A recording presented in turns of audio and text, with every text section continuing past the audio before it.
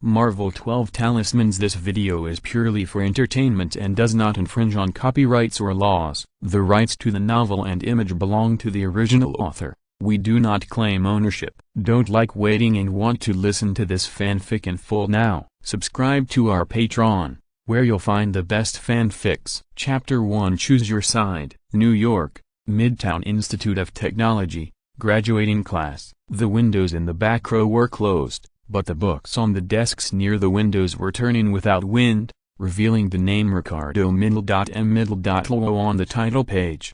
Kunspell floating. Luo Xia controlled the pages of the book to turn at a constant speed. When he was bored in class, he would often play these small games to kill time and train himself to control the power of the spell. The girl at the next table looked at the textbook on Luo Xia's desk with some curiosity, but she couldn't feel the wind at all. Luo Xia found it a little funny to see the girl at the next table pushing her glasses, so he decided to tease her. He closed the book and stopped. Luo Xia took out a signature pen and skillfully turned it twice to signal the girl with glasses. Suddenly, he closed his hand and quickly spread his hand. The girl pushed her glasses again in surprise. She thought she was dazzled. The signature pen disappeared out of thin air. Luo Xia flipped his palm again, and the signature pen returned to his hand and turned. The girl put her chin down and whispered across the aisle, "What a great magic show." Luo Xia smiled slightly. The snake charm has the power of invisibility. He just applied the power of the snake charm to the pen. Luo Xia knew this girl.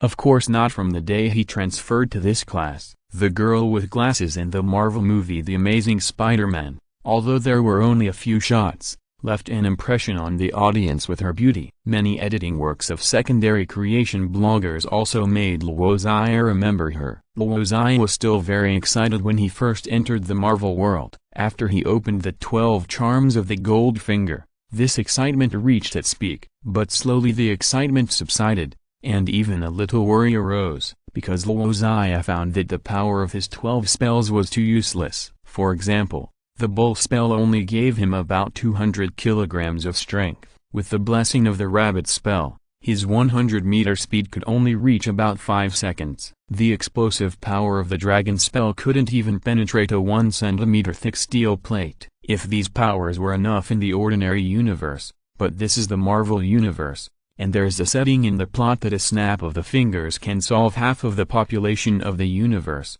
so the power of this spell seems a little insufficient. Just when Luo Xia couldn't help but complain again, a fluorescent blue 3D interface suddenly appeared in front of him. Luo Xia stared at the bold lines of words in a daze. Choose your identity. A superhero who symbolizes light and justice, protects mankind, and maintains world peace. A villain who symbolizes darkness and evil, destroys everything, and brings doom and fear. Luo Xia was still in shock, and the interface jumped. Choose your item. Hero cape, demon mask. Luo Xia regained his composure and couldn't hide his excitement. It seems that his real golden finger has arrived. He didn't hesitate and immediately chose the villain camp and obtained the item demon mask. There is almost no need to make a choice. A person who wants to do good things will have many concerns, but there is no limit to doing bad things. A bad person can arouse the sympathy of the people when doing good things, while a good person will be spurned by public opinion when doing a bad thing. For example, in Marvel movies, the Avengers organization that saves the world is restricted by the United Nations, and a civil war has occurred. A civilian dares to point a gun at a kind and righteous superhero, but he has no courage when facing gangsters and thugs. Luo Xia stroked the demon mask in the belly of the table. The metal texture is as light as gauze, and the surface is uneven. At the same time, the function information of the demon mask is transmitted. Wearing a mask can change your own dress and figure, and modify your temperament and timbre. Oh, it is really a must-have artifact for home and travel. Luo Xia used the snake spell to make the demon mask invisible and put it into his backpack before he felt relieved. He continued to observe the fluorescent blue interface in front of him. There were several lines of text on the interface. Welcome to the evil camp. Unlock the plot with the main characters of the Marvel universe, and there is a chance to enhance the power of your spells. The unsealed spells can be upgraded with villain points,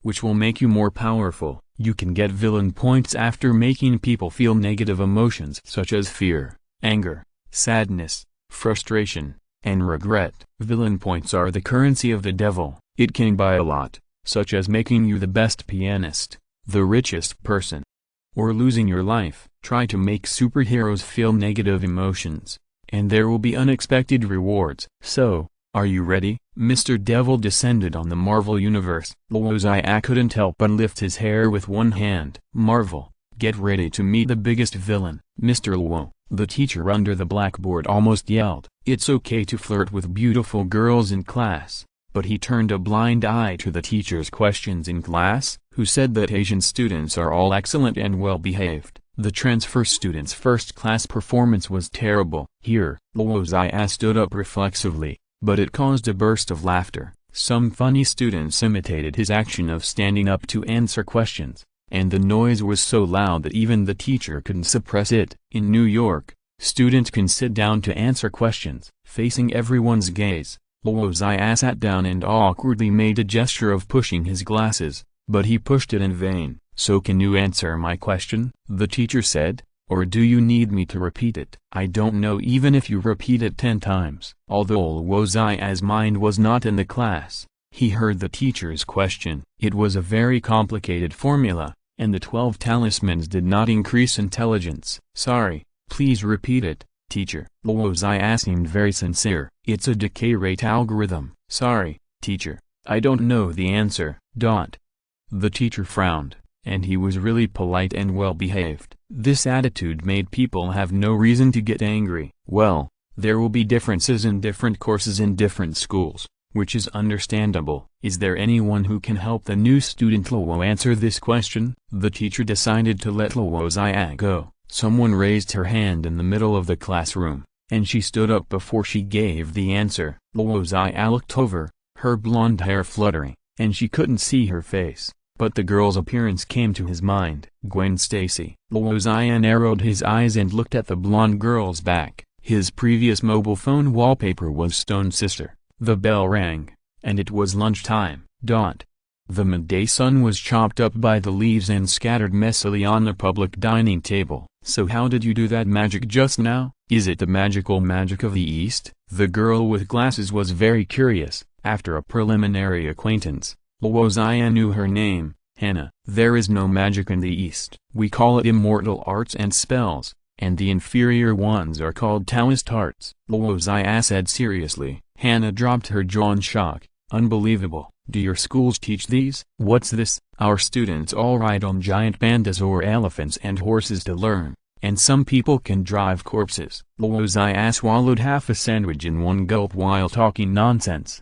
and while chewing carefully, he secretly glanced at Gwen, who was sitting at the dining table in front of him on the left and reading a book. That girl is so pretty, a top student and a rich girl. Forget it, you can't get her. Hannah seemed very familiar. Driving away corpses? Did I hear correctly? That's not the point. The point is, why do you think I can't catch up with her? Bet a month's worth of sandwiches, Hannah said firmly. Who eats sandwiches for a month? Luo Xia looked like he had seen a ghost. A crowd of people gathered in a place on campus, and people who were watching the excitement kept coming over, and the noise came out. What happened? Luo Xia was a little curious. Hannah watched for a while. It's Fleischer. That bastard is bullying people again. School bullying? Is this Fleischer a school bully? Luo Xia suddenly wanted to try. You can say that he often bullies thin boys, such as Tom, Jim, Peter. Hannah spread her hands helplessly. I like school bullies. Luo Xia threw the disposable lunchbox into the trash can, and he pinched his wrist. Fleischer, right? He will be my lucky star. Chapter 2, Villain Value plus 10, plus 10, plus 10. The crowd gathered. Men and women laughed and watched the school bullying happening at the center table. Eat the rest of your meal, Gordon. Hurry up. Fleischer laughed loudly. It's not good to waste food, let alone free mashed potatoes with pork knuckle. Luo Xia squeezed into the circle with his arms folded, and saw this scene. The tall Fleischer was lifting the thin Gordon upside down, and it looked like Fleischer was about to stuff Gordon's face into the plate. Suddenly, a mechanical system sounded. Villain value plus 1, plus 1, plus 1. Luo Xia's expression moved. He felt the fear of Gordon, who was being bullied, and a hint of hidden anger. It turned out that as long as the people around him had negative emotions, he could collect villain points, even if it was not caused by him. "No, Fleischer, put him down." Suddenly someone in the crowd shouted. He was wearing a gray jacket and jeans, with a camera hanging on his chest. "Peter Parker, if the plot is normal, he will become Spider-Man soon."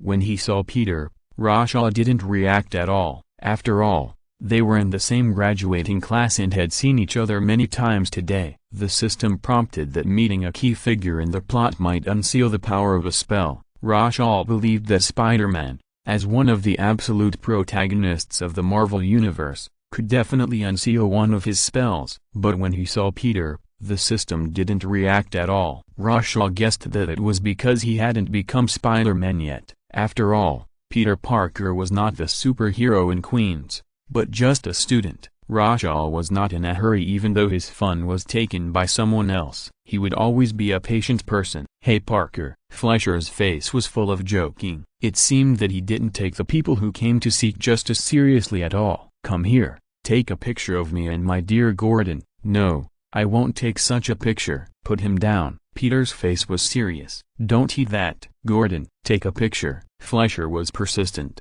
and Gordon was shaking in his hands. "Put him down, Eugene," Peter said loudly. Fleischer's face changed. "His full name is Fleischer Eugene Thompson." Fleischer threw the trembling Gordon down. Gordon fell on the dining table and then rolled on the cement board full of cracks. He cried out in pain. "Gordon!" Peter was about to step forward when he was stopped by Fleischer. Fleischer punched Peter in the stomach fiercely. Peter fell to the ground instantly. His face turned pale. The camera rolled off. He felt a cramp in his stomach. The pain was so severe that he couldn't even speak. Fleischer was a member of the school basketball team. Peter had no power to fight back in front of him in a one-on-one duel. "Oh!" The crowd of onlookers was boiling, and the students laughed and provoked Peter, who was knocked to the ground. "Stand up, Peter!" Fleischer yelled. "Stand up like a man." Peter struggled to get up, but was kicked to the ground by Fleischer again. "Stand up, Peter." "Are you a sheep?" Fleischer yelled. "Where did your courage go just now?" Villain value +1, +1, +1.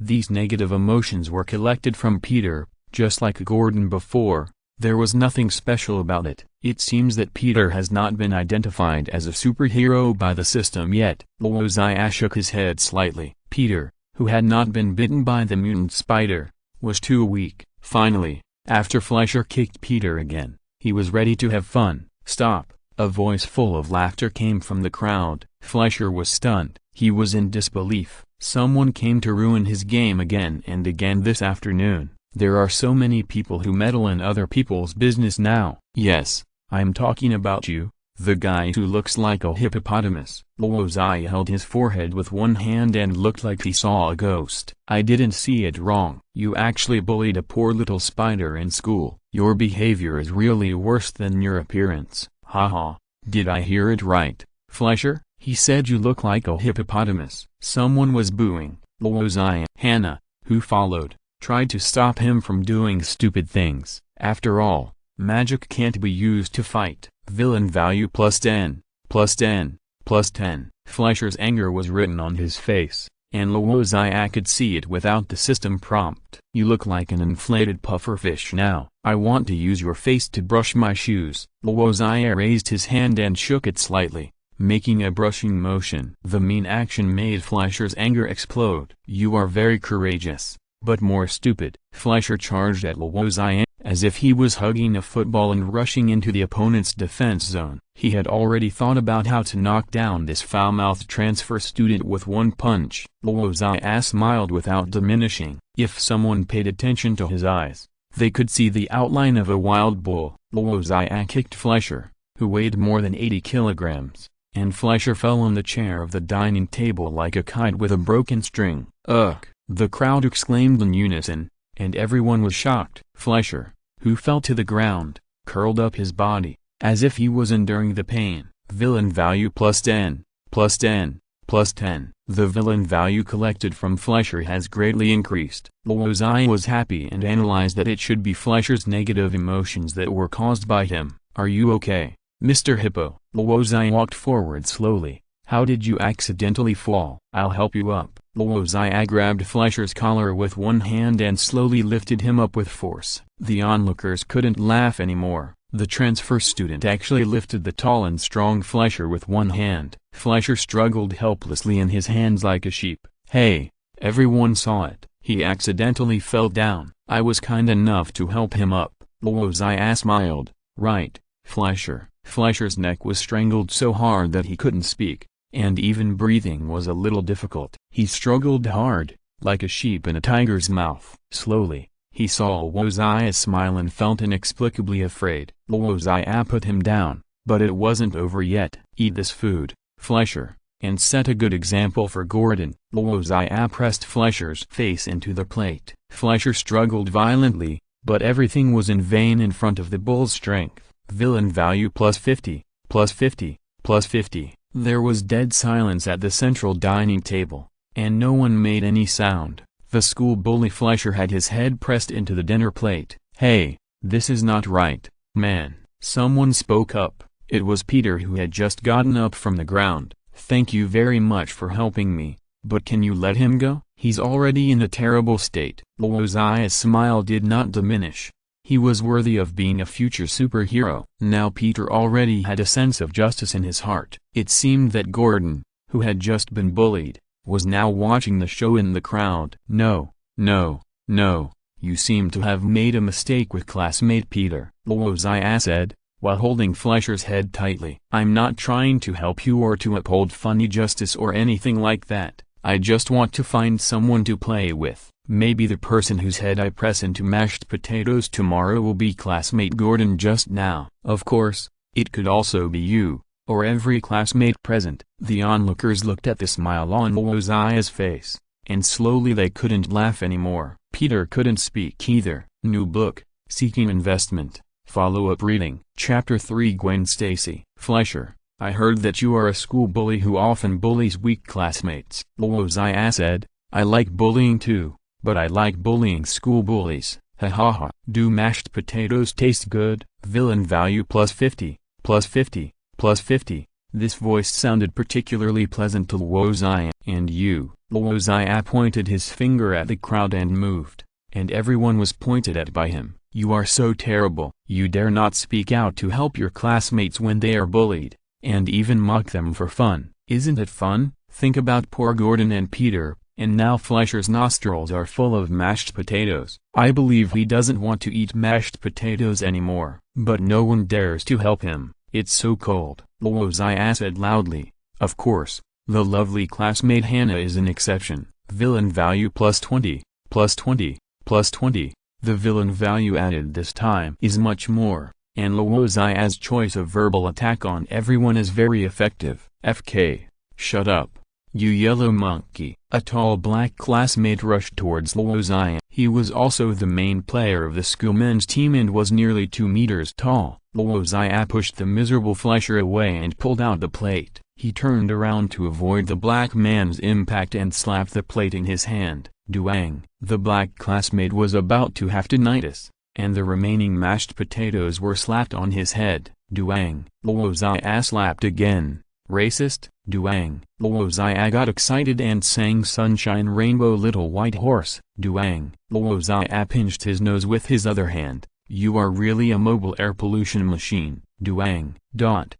Hey, Mr. Luo, I have something to inform you. Luo Xia looked at the blonde Gwen who was hurriedly coming with a book in her arms. He picked up the black classmate with one hand and picked up the paper towel on the dining table to wipe the mashed potatoes off his face. Why are you so careless? Be careful when you walk next time. Don't fall down again. Luo Xia's face was full of concern, and he whispered, Get out of here if you know what's good for you. You don't want me to stick your head in the toilet next time, do you? The black classmate crawled away. This transfer student is simply a devil. Hey, so why are you still gathering around? Luo Xia said to the crowd. Is it fun to watch a poor classmate who fell into mashed potatoes? The crowd quickly dispersed wisely. No one wanted to provoke Luo Xia now. Gwen walked up to Luo Xia and took a look at the name written in the notebook. Ricardo M. Luo. Am I calling you that right, Mr. Luo? or Ricardo. Just call me Luo Xia. Nice to meet you. Looking at the gentle smile on Luo Xia's face,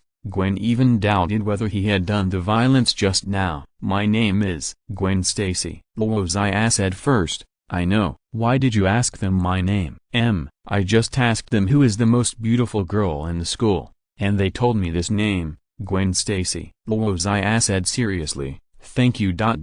Well, that's not the point. Gwen's face flushed. So what were you doing just now? I seemed to have seen something bad. Nothing bad happened. Everything is great, Luo Xia said with certainty. 2 classmates just fell into the mashed potatoes, and I kindly helped them up. Falling into mashed potatoes. 2 people? Gwen sighed and said, well, these are not the point. You have just transferred to Midtown Technology. I want to tell you some school rules. If you bully your classmates here, your guardian will be interviewed. In minor cases, you will be punished with community service, and in serious cases, you will be expelled. Very good rules. Luo Xia nodded. This is how school bullies who bully their classmates should be punished. I agree. After all, I am not that kind of person. I was willing to help others just now. So why are you looking for me? Is there anything you want to inform me of? Oh, there is indeed something to inform you. You have been assigned to my study group by the teacher.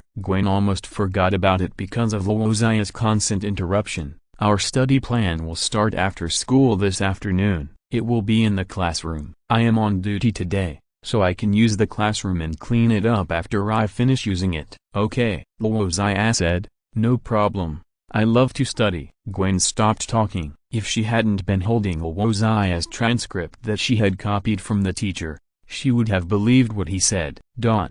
The warm sun shone into the classroom obliquely. Gwen's group's study plan started at 3 o'clock. Luo Xia also met an acquaintance in the study group, Fleischer. The mashed potatoes on his face had been wiped clean, but there were still some scratches, and he looked a little embarrassed. Villain value +10, +10, +10. Fleischer stared at Luo Xia fiercely, but probably considering the occasion or the difference in strength, he didn't take action. Luo Xia sat down next to Fleischer in a familiar manner. I'm so happy to see you. How was your afternoon? Fleischer, have you been to the school hospital? I mean, you may have had a slight concussion in the fall at noon. I suggest you go to the school clinic to see my friend. Seeing Gwen's surprised expression, Luo Xia said, a friend I just met at noon. He hit Fleischer with his shoulder. Right, Fleischer? Hiss. Fleischer shook, and there was a bruise left at noon where Luo Xia hit him. Fleischer nodded in humiliation,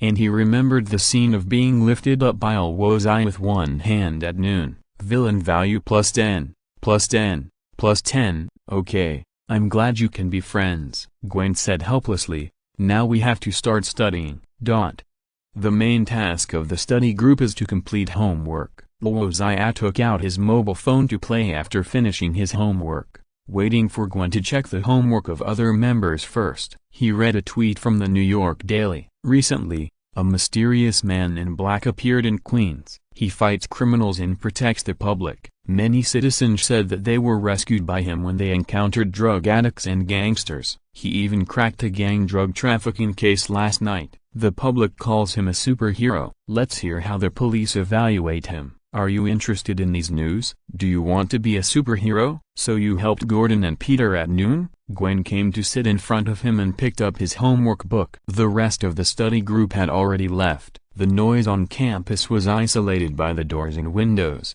and the classroom was a little quiet. Luo Xia turned off his phone. No, I didn't think about helping anyone at all. I'm not interested in this superhero either. He raised his phone to indicate, and said meaningfully, even if he was righteous yesterday, who knows if he will become an evil criminal tonight. Justice and evil are always opposites. I think this man in black will stick to his justice, Gwen said as he looked at Luo Xia's homework. Then I can only disappoint you, Luo Xia said in his heart. The man in black, the rookie hero, is actually Luo Xia himself. He did all this just to try to find a way to increase the power of the spell. Now he has found a way, but it is not a righteous path. You have done your homework very well, Luo Xia. Gwen returned the homework to him. You can go now. I wish you a pleasant afternoon, and remember to pay attention when you come to school tomorrow morning. Fleischer will not give up. Tomorrow is the weekend,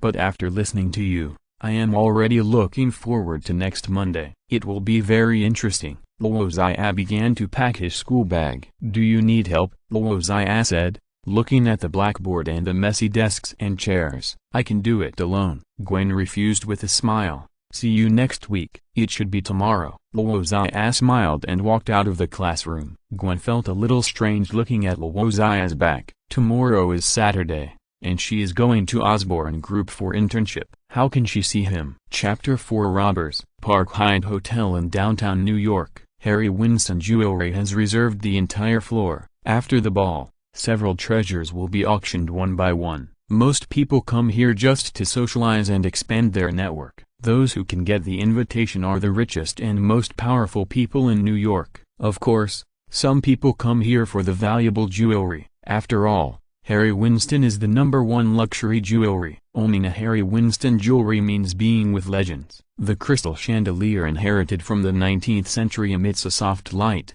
and the marble floor is polished to a shine, enough to reflect the scenery under the skirts of the waiters who walk briskly. The jewelry on the stage is dazzling. Those rare materials have become more precious after being made by top craftsmen. The total starting price of less than 10 exhibits exceeds $50 million. The guests toasted and chatted, and in addition to appreciating the jewelry, they mostly talked about securities, funds, stocks, biotechnology, etc. Few people lingered over the food on both sides of the room, although these delicious dishes were cooked by the hotel chef himself, and most of the ingredients were airlifted from other countries and regions. Sold for $4.9 million, the auctioneer raised his hammer and slammed it down. This tear of Aphrodite belongs to Mr. Morgan. May he be blessed by the god of love. There was a faint applause from the audience. The starting prices of the next 3 pieces of jewelry were all above $5 million. That was the highlight of the night.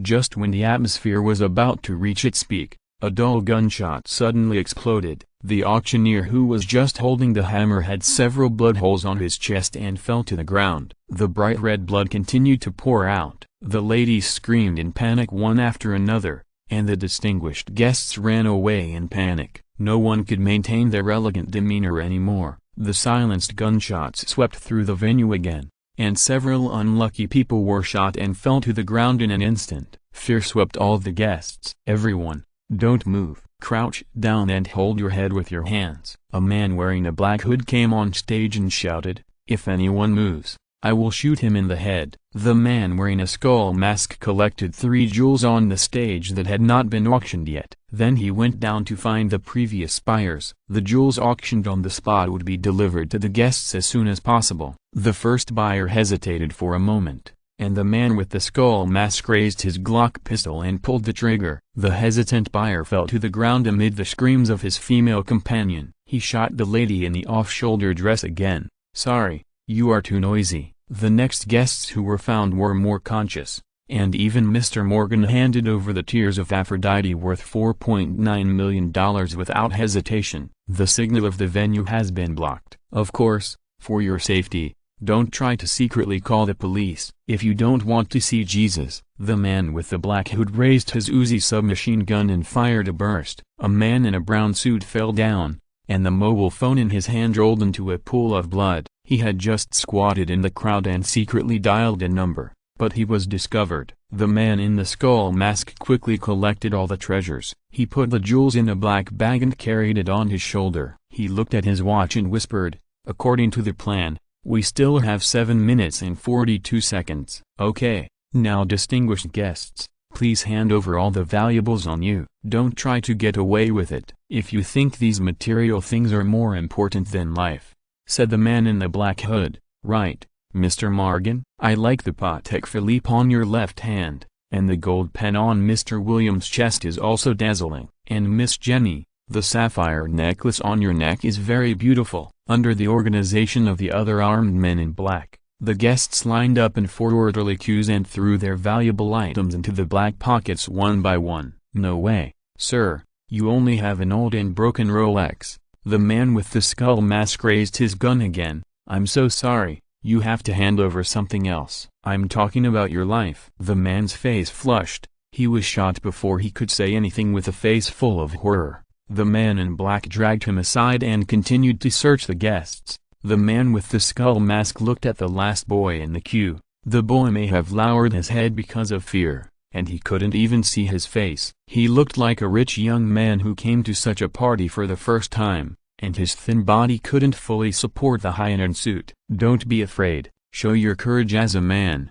Don't be scared to pee your pants." "That's too bad. I don't like killing people, unless you affect my good mood," the man with the skull mask encouraged with a smile. "Hand over your treasure now." The boy nodded fearfully. He stretched out his hand and spread it, and a piece of candy paper fell into the black pocket. The man with the skull mask was stunned. He suspected that there was something wrong with his eyes and he didn't dare to believe it, but he took out the candy wrapper from his black pocket. It was chocolate wrapped and a little sticky. "I believe you made a mistake, right?" The man with the skull mask raised his gun with a smile. "But you have to apologize with your life." Suddenly, the boy's fear disappeared when he was pointed at by the gun. He raised his head, and the man with the skull mask was stunned again. The boy also had a mask on his face, which was 100 times more terrifying and majestic than his skull mask. It was a demon mask. No, it didn't look like a mask. It was more like the face of a demon was really peeled off and worn on his face. That's how it would be so lifelike. Even through the demon mask,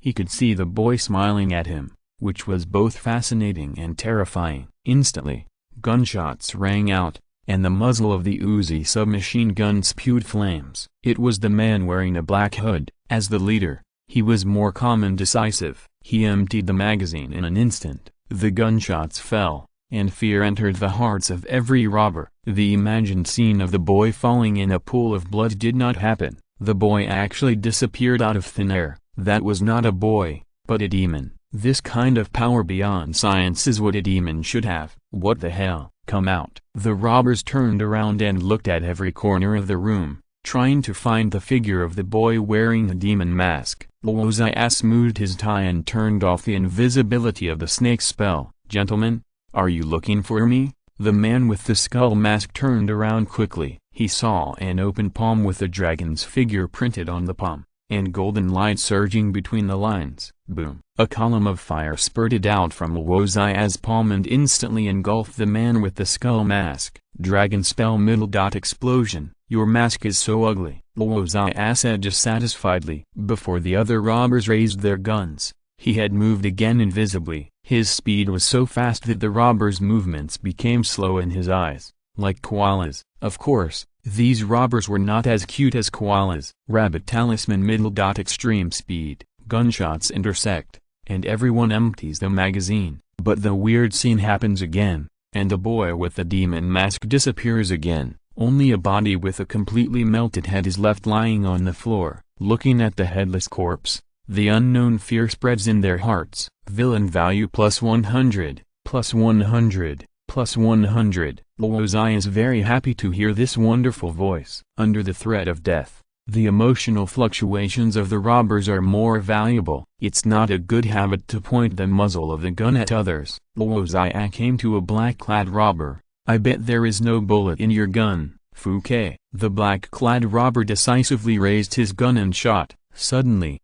a huge force came from the handle of the gun, and his hand couldn't hold the gun. In an instant, the muzzle of the gun was facing him, and the trigger was inexplicably pulled, as if he had committed suicide with the gun. Gunshots rang out, and the black-clad robber fell to the ground, and his white brains were scattered all over the floor. "I'm so sorry, I lost the bet." Luo Xia sighed and became invisible again. Watching this horrifying scene in the venue, everyone's forehead was sweating coldly. No matter the robbers or the innocent guests, the devil didn't seem to be here to uphold justice. It was more like he was here to spread fear and create destruction. Was he enjoying the pleasure of killing these robbers? "Watch, necklace. Watch, watch again. Is this Mr. Williams' gold pen? It's too tacky, but it should be exchangeable for money if melted into gold nuggets." A voice came from behind, and the black-clad robbers turned around numbly. They saw a man wearing a devil mask in a corner of the stage holding a black bag and selecting. These accessories that did not satisfy him were thrown out casually and hit the floor with a crisp sound. No one fired again. They looked at each other and finally set their sights on the robber with a black hood. The devil in the corner didn't seem to notice them. It would be a good choice to stop and run away now. The black-clad hooded man had a gloomy look on his face. He waved his hand and a dozen black-clad robbers raised their guns and began to retreat. Their guns were pointed at the guests. "Are you leaving now? How boring." Luo Xia suddenly spoke, and the voice was so frightening that all the robbers stopped. "How about we play a game?" 123. Wooden Man. Anyone who is still moving when I turn around will be sentenced to death. Of course, those who can walk to the door will be safe. The demon mask turned around and smiled. Guests squatting on the ground, don't move. Be careful not to get hurt by mistake. Luo Xia heard the sound of the villain value skyrocketing. Chapter 5 Demon. This robbery in the city center instantly attracted the full attention of the police. The police surrounded the Park Hyatt Hotel and controlled all entrances and exits and the underground garage. However, in order not to stimulate the robbers and protect the safety of the VIPs, they did not try to force their way into the 28th floor controlled by the robbers. The police officers at the scene were also at a loss. This jewelry robbery had turned into a hostage-taking case, and the hostages were all famous New York tycoons. Even in New York, such a complex and influential case tonight is extremely rare. It was not until George Stacy, the commissioner of the New York City Police Department, arrived at the scene that the police work was slowly and orderly carried out. "Can the identities of the robbers be confirmed?" Commissioner George asked the police officers at the scene while wearing a bulletproof vest. Half an hour ago, he was still at home with his wife and children to share dinner, but this major case forced him to end his vacation and rush to the scene. "I'm sorry, Chief. The robbers are very smart. They turned off all the surveillance systems and curtains, and blocked the signals. We know nothing about them." The police officer handed over a page of documents, but the hostage list has been confirmed, and the hotel has shown the invitation list for tonight's banquet. Chief George took the document, and he had a headache looking at the familiar names on it. These big taxpayers also have political allies. If these rich people have any casualties, even if the police crack down on the criminals, they will be in big trouble. Prepare to shout on the scene. The tense and solemn atmosphere spread, and every police officer was in a heavy mood. They repeatedly checked their weapons and equipment. The Park Hyatt Hotel is located in the city, and the police's actions have also been captured by major media. Outside the cordon are still the long guns and short guns of reporters and paparazzi. Tomorrow's news headlines have been confirmed, and many media are already trying to get first-hand hot news. You have been surrounded. Put down your weapons. We will guarantee your personal safety, the police officer repeated again and again without getting tired of it. But strangely, the robbers did not respond. Chief George felt that things were getting worse. The robbers refused to negotiate with the police. They were holding important hostages, so they were fearless. After all, even if the police surrounded the hotel, they would not dare to act rashly. Suddenly, a hurried voice came from the intercom. "The guests on the 28th floor have come out, everyone. The criminals may be among them, and their mental state seems to be very bad." In an instant, all the police officers were tense. They pulled out their guns, opened the safety, and hid their bodies behind the explosion-proof shields. "Stand back!" Chief George yelled at the media who wanted to watch. At his command, the cordon was moved back again. The police officers held explosion-proof shields to form a human wall to block the door of the hotel. The distinguished guests were crowded and pushed, and the shouting sound spread out. The spotlights flashed, and the reporters took pictures of the rich and famous people baring their teeth and claws through the glass. "Devil, it's a devil. Let me out." "What qualifications do you have to restrict my personal freedom? I'm going to file a complaint against you." But the police officers completely ignored the yelling of these people, and just raised their pistols and shields indifferently and told them to calm down, step back, and squat with your hands on your head.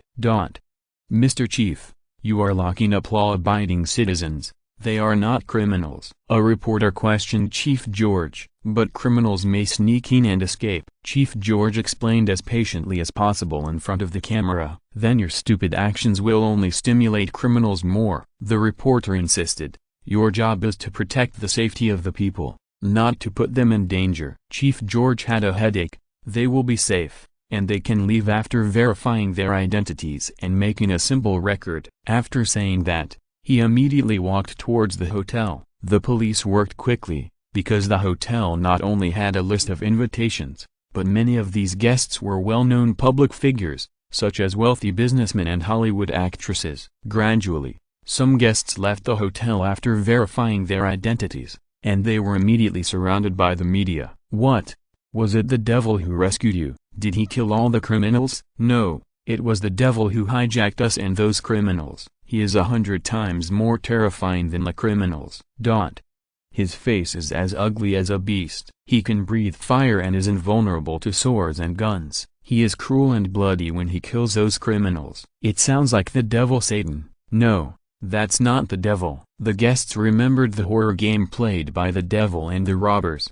When he turned around, the robbers who failed to stop were pierced through the body by the fire column. If everyone was completely still, the devil would let the robbers choose a companion to sentence him to death. The devil is lawful, and that is the devil, chaotic and evil, representing destruction and massacre. Such conversations came one after another. It seemed that the guests who escaped death were a little abnormal, but so what? No reporter would think there was a problem with this. The more explosive the content of the interview, the more excited they would be.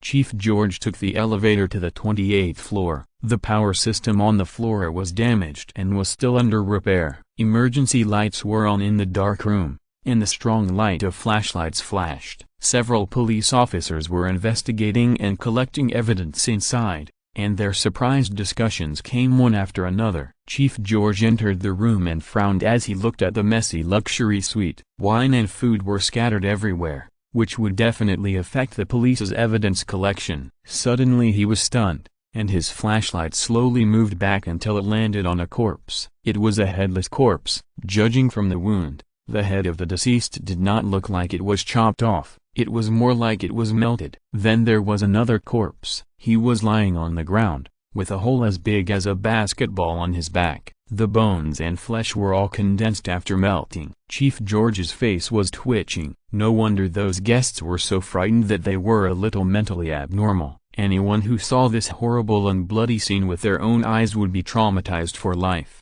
right? Crack. Suddenly, all the lights in the luxury suite came on. The tassels on the crystal chandelier trembled, and the light shone so brightly. After a moment, Chief George adjusted to the light and opened his eyes. He saw that all the police officers had stopped their work and were staring blankly in the same direction. He turned around immediately. On the wall of the stage, there was a smiley face with an M on the top and a V on the bottom. The blood-red smile was weird and terrifying. He lowered his head and looked at the body on the ground again. I will definitely catch you, I promise, George Stacy said to himself.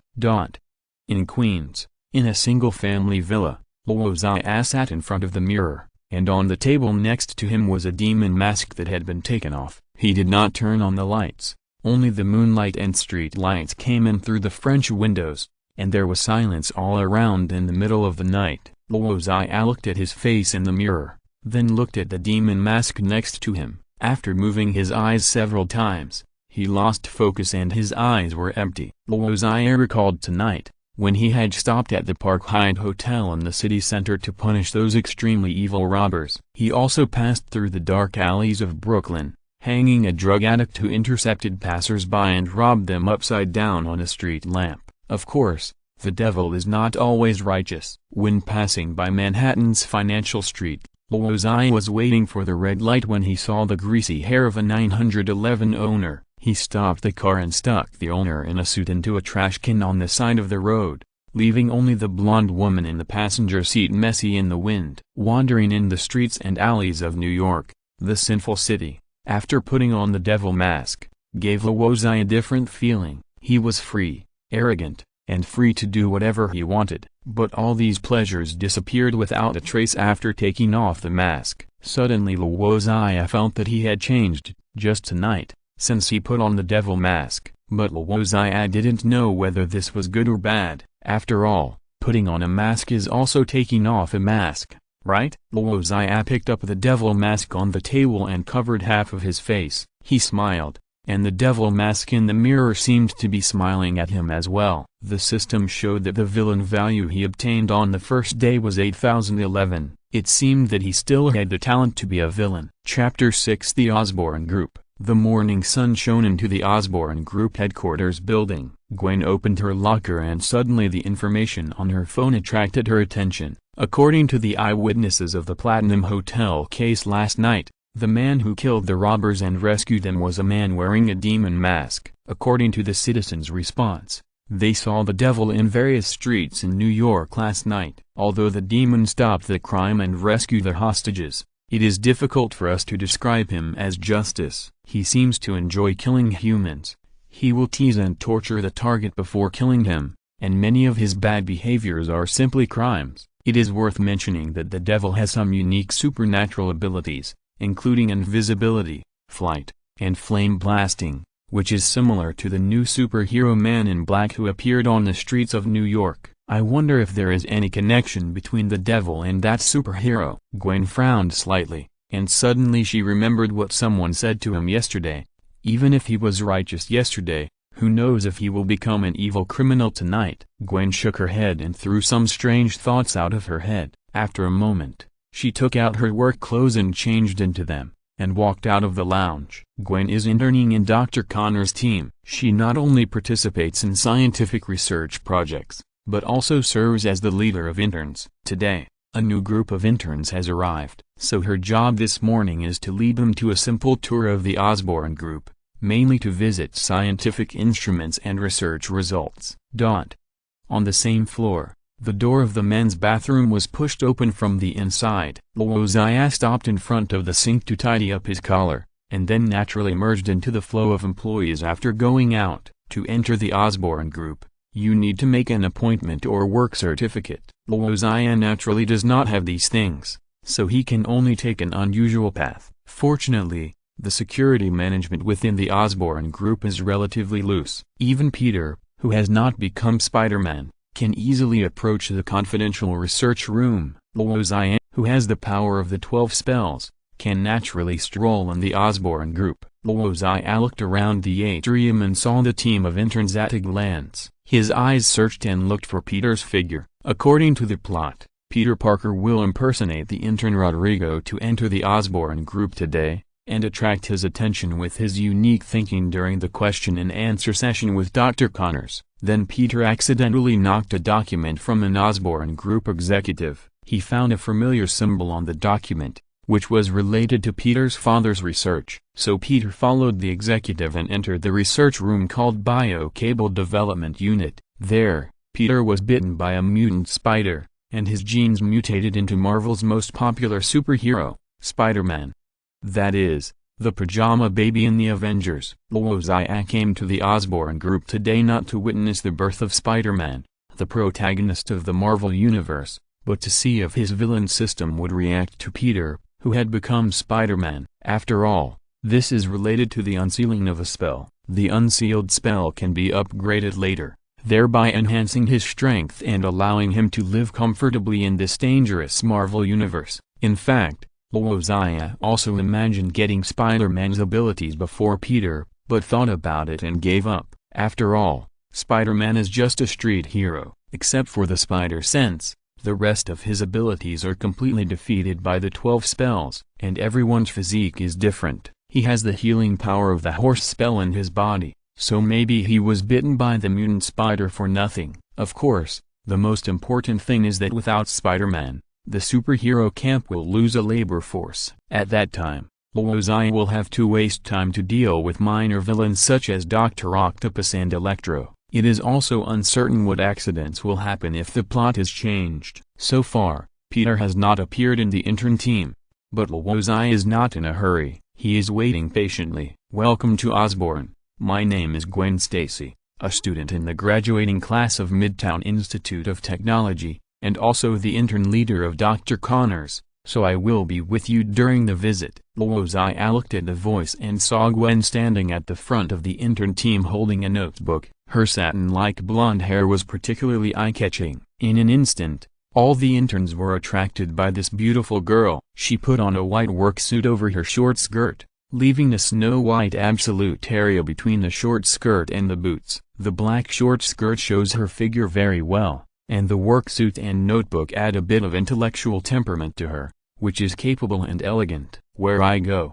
you go. This is the most basic rule. Now please follow me. Gwen led the interns to visit. Dr. Connor's team focuses on biomedical and chemical sciences. This is the biological tree developed by the Osborne Group. You can come and visit. The interns gathered around curiously. The biological tree used holographic projection technology to display the chaotic biological tree on the Earth, which was enough to shock these shallow high school students. This is the content of the cross-species department's research. The cloning technology is displayed below. Suddenly Gwen's voice paused because she saw a familiar figure through the crowd of interns. Black hair, wearing a suit, his figure seemed a little thin. His back was straight. It was Luo Xia, the new Asian transfer student. The photo of Luo Xia pressing the school bully Fleischer's head into the dinner plate was all over the school forum last night. Many students voted him as the new school bully of Midtown Technology. At this time,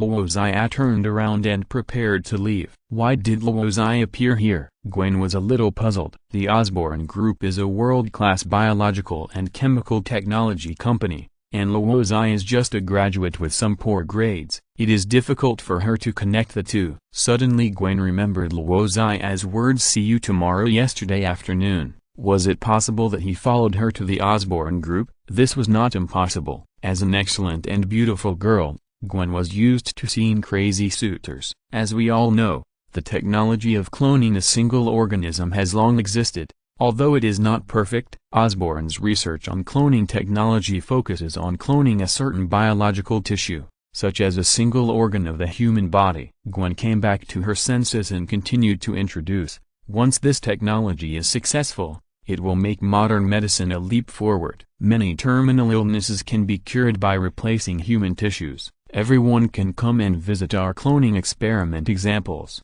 Gwen walked out of the crowd and looked in the direction where Luo Xia was found again. Luo Xia was about to turn the corner and gradually disappeared in the crowd. "Lucy." Gwen hurriedly called a colleague. "Please take them with me. It's just a simple tour." Seeing that her colleague was embarrassed, Gwen quickly said, "I'm going to the bathroom." "Please, please." "Then come back soon." Lucy smiled helplessly and agreed. Gwen put down the notebook and quickly chased after Luo Xia. Chapter 7 Gwen Spider-Man. Luo Xia was a little surprised. Peter didn't come to Osborne Group today. He didn't know the specific reason why Peter didn't come, but it was definitely because of his arrival that changed the plot. But Luo Xia was not worried about Spider-Man. As long as Peter wanted to solve the reason why his parents disappeared, he would always find Osborne Group. Maybe tomorrow, or the weekend of next week. It was just a matter of time. Luo Xia was thinking about whether the plot of the Marvel Universe would change from now on. Suddenly, Luo Xia, who was still thinking, was stunned. Someone was actually following him. It was not that he had a keen sense, but that the tracking technology of the person following him behind him was too poor. It could be said that it was full of flaws. Following too closely, footsteps, reflections on the smooth wall. Who was following him? Did Osborne Group discover his invasion? But obviously not. If the people of Osborne discovered him, they would only ask the security to drive him out. After all, he didn't wear the devil mask, and the people of Osborne Group didn't need to be afraid. Luo Xia didn't reveal any flaws. He continued to calmly turn into a passage with few people. After entering the corner, there was a surveillance blind spot with no one, and Luo Xia's figure disappeared instantly. Snake spell, invisible. After becoming invisible, Luo Xia leaned against the wall silently, quietly listening to the subtle footsteps approaching, and slowly he saw the figure of the stalker. It turned out to be Gwen. Luo Xia was a little surprised. Why did she follow him instead of taking care of the group of interns? No one? Gwen looked at the empty passage in a daze. She was now wondering if she had seen the wrong person just now. Gwen's eyes swept across the empty passage. At the end of the passage was an open door. It was obvious that if someone came here, they could only hide behind that door. It's impossible to disappear out of thin air, right? She frowned slightly, as if she was struggling whether to go in and take a look. She lingered in place for a moment, and finally curiosity prevailed. Gwen recalled Luo Xia's words yesterday, "See you tomorrow," and those questions emerged again. What did Luo Xia do in Osborne Group? He even entered such a confidential research laboratory. Luo Xia leaned against the wall and watched this scene indifferently. Gwen walked past him towards the end of the corridor. He turned his head and looked at the door at the end of the corridor. There was a sign next to the door, Biocable Development Unit. Luo Xia was a little confused. According to the plot, Peter Parker should have mistakenly entered this research laboratory where mutant spiders were bred today.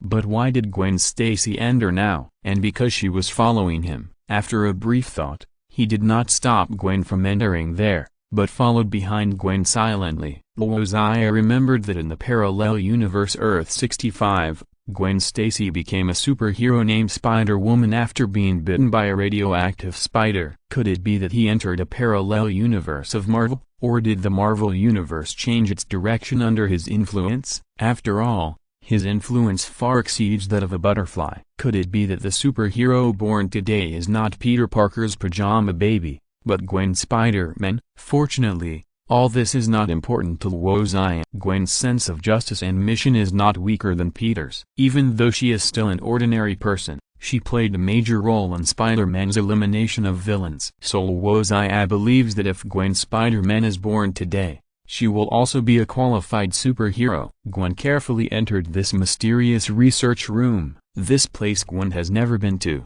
After all, she is still just an intern. After entering here, Gwen will also be shocked by its intelligence and sense of technology. In the center is an assembly line for manufacturing various types of biological cables. Their design and research and development inspiration all come from the magical spider silk. Spider silk is far stronger than humans imagine. In terms of mechanical strength, spider silk fibers are close to the highest strength carbon fibers and high-strength synthetic fibers aramid, Kevlar, etc., but its toughness is significantly better than the above fibers. Next is a fully automatic machine that tests the toughness of these biological cables. The spider silk with the thickness of a hair is constantly stretched into various shapes under the huge force of the machine. Not only will it not break, but it also maintains its original toughness after shrinking. Gwen looked around. The room was empty. She felt a little uneasy. "Mr. Luo?" "Luo Xia," Gwen called quietly as she groped her way into the room. Luo Xia was watching everything calmly. This was a constant temperature room emitting blue light. A giant machine rotating at a constant speed filled the entire room.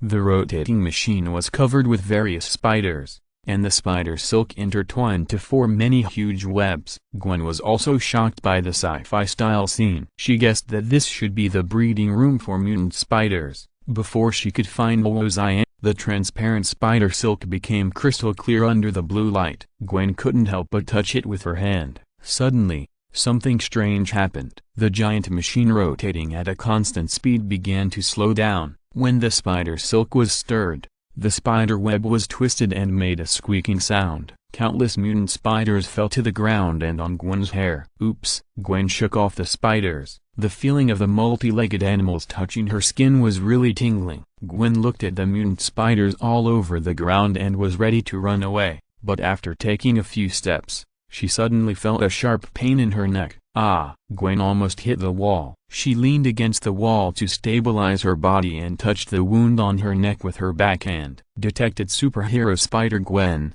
Rabbit charm has been unsealed and can be upgraded with villain points. Try to make Spider-Gwen have negative emotions. More surprises are waiting for your exploration. The female voice of the system sounded so wonderful to Luo Xia. But is it okay to bully girls? Such a beautiful girl. Girls are beautiful and lovely creatures. You have to increase more villain points. You were bitten by a spider. Gwen turned around immediately after hearing this voice. Seeing Luo Xia's face, she was a little angry. Today was really unlucky. Lucy, who was on duty, would definitely complain when she went back. Who knew if the spiders used for experiments were poisonous? But she had no reason to be angry. who said that all this was her own fault. Wouldn't it be fine if she wasn't so curious? Gwen could only blame herself for her bad luck. Luo Xia approached Gwen and reached out to pull off a spider silk from behind her neck. Luo Xia held up the silk and motioned her to look. A small spider was hanging at the end of the silk. It was clearly visible under the light and not scary,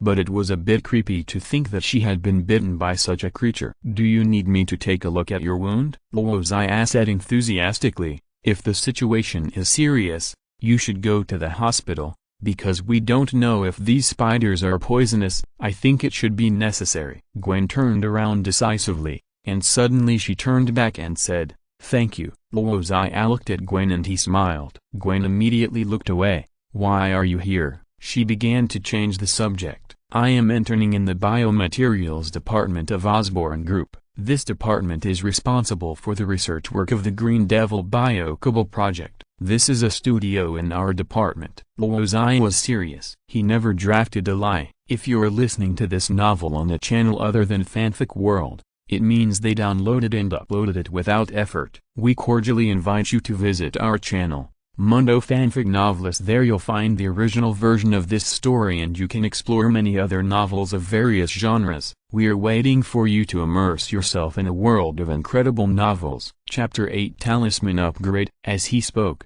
Luo Xia began to move his hands. He lifted Gwen's golden hair in clumps. Gwen's golden hair was very soft and thick, like ripples on the lake caused by the breeze. Luo Xia turned up her collar and saw a very small wound, just like the wound from a mosquito bite. The wound looked a little red and had a small hard lump. "It looks a little red and swollen. Can I touch it?" "If it's convenient, thank you." Now Gwen felt that Luo Xia was not so bad. Although he had bad grades and was a school bully, at least he bullied the school bully, which was considered to be defeating the villain. And he also had a gentlemanly and polite side, and he treated girls very properly. Luo Xia extended his index finger to touch the wound on the back of Gwen's neck, and a faint golden light flashed. Horse charm middle dot healing. Under the power of the horse charm, the wound on Gwen's neck healed at a speed visible to the naked eye, and the redness and swelling disappeared quickly. At the moment when Luo Xia's fingers touched her,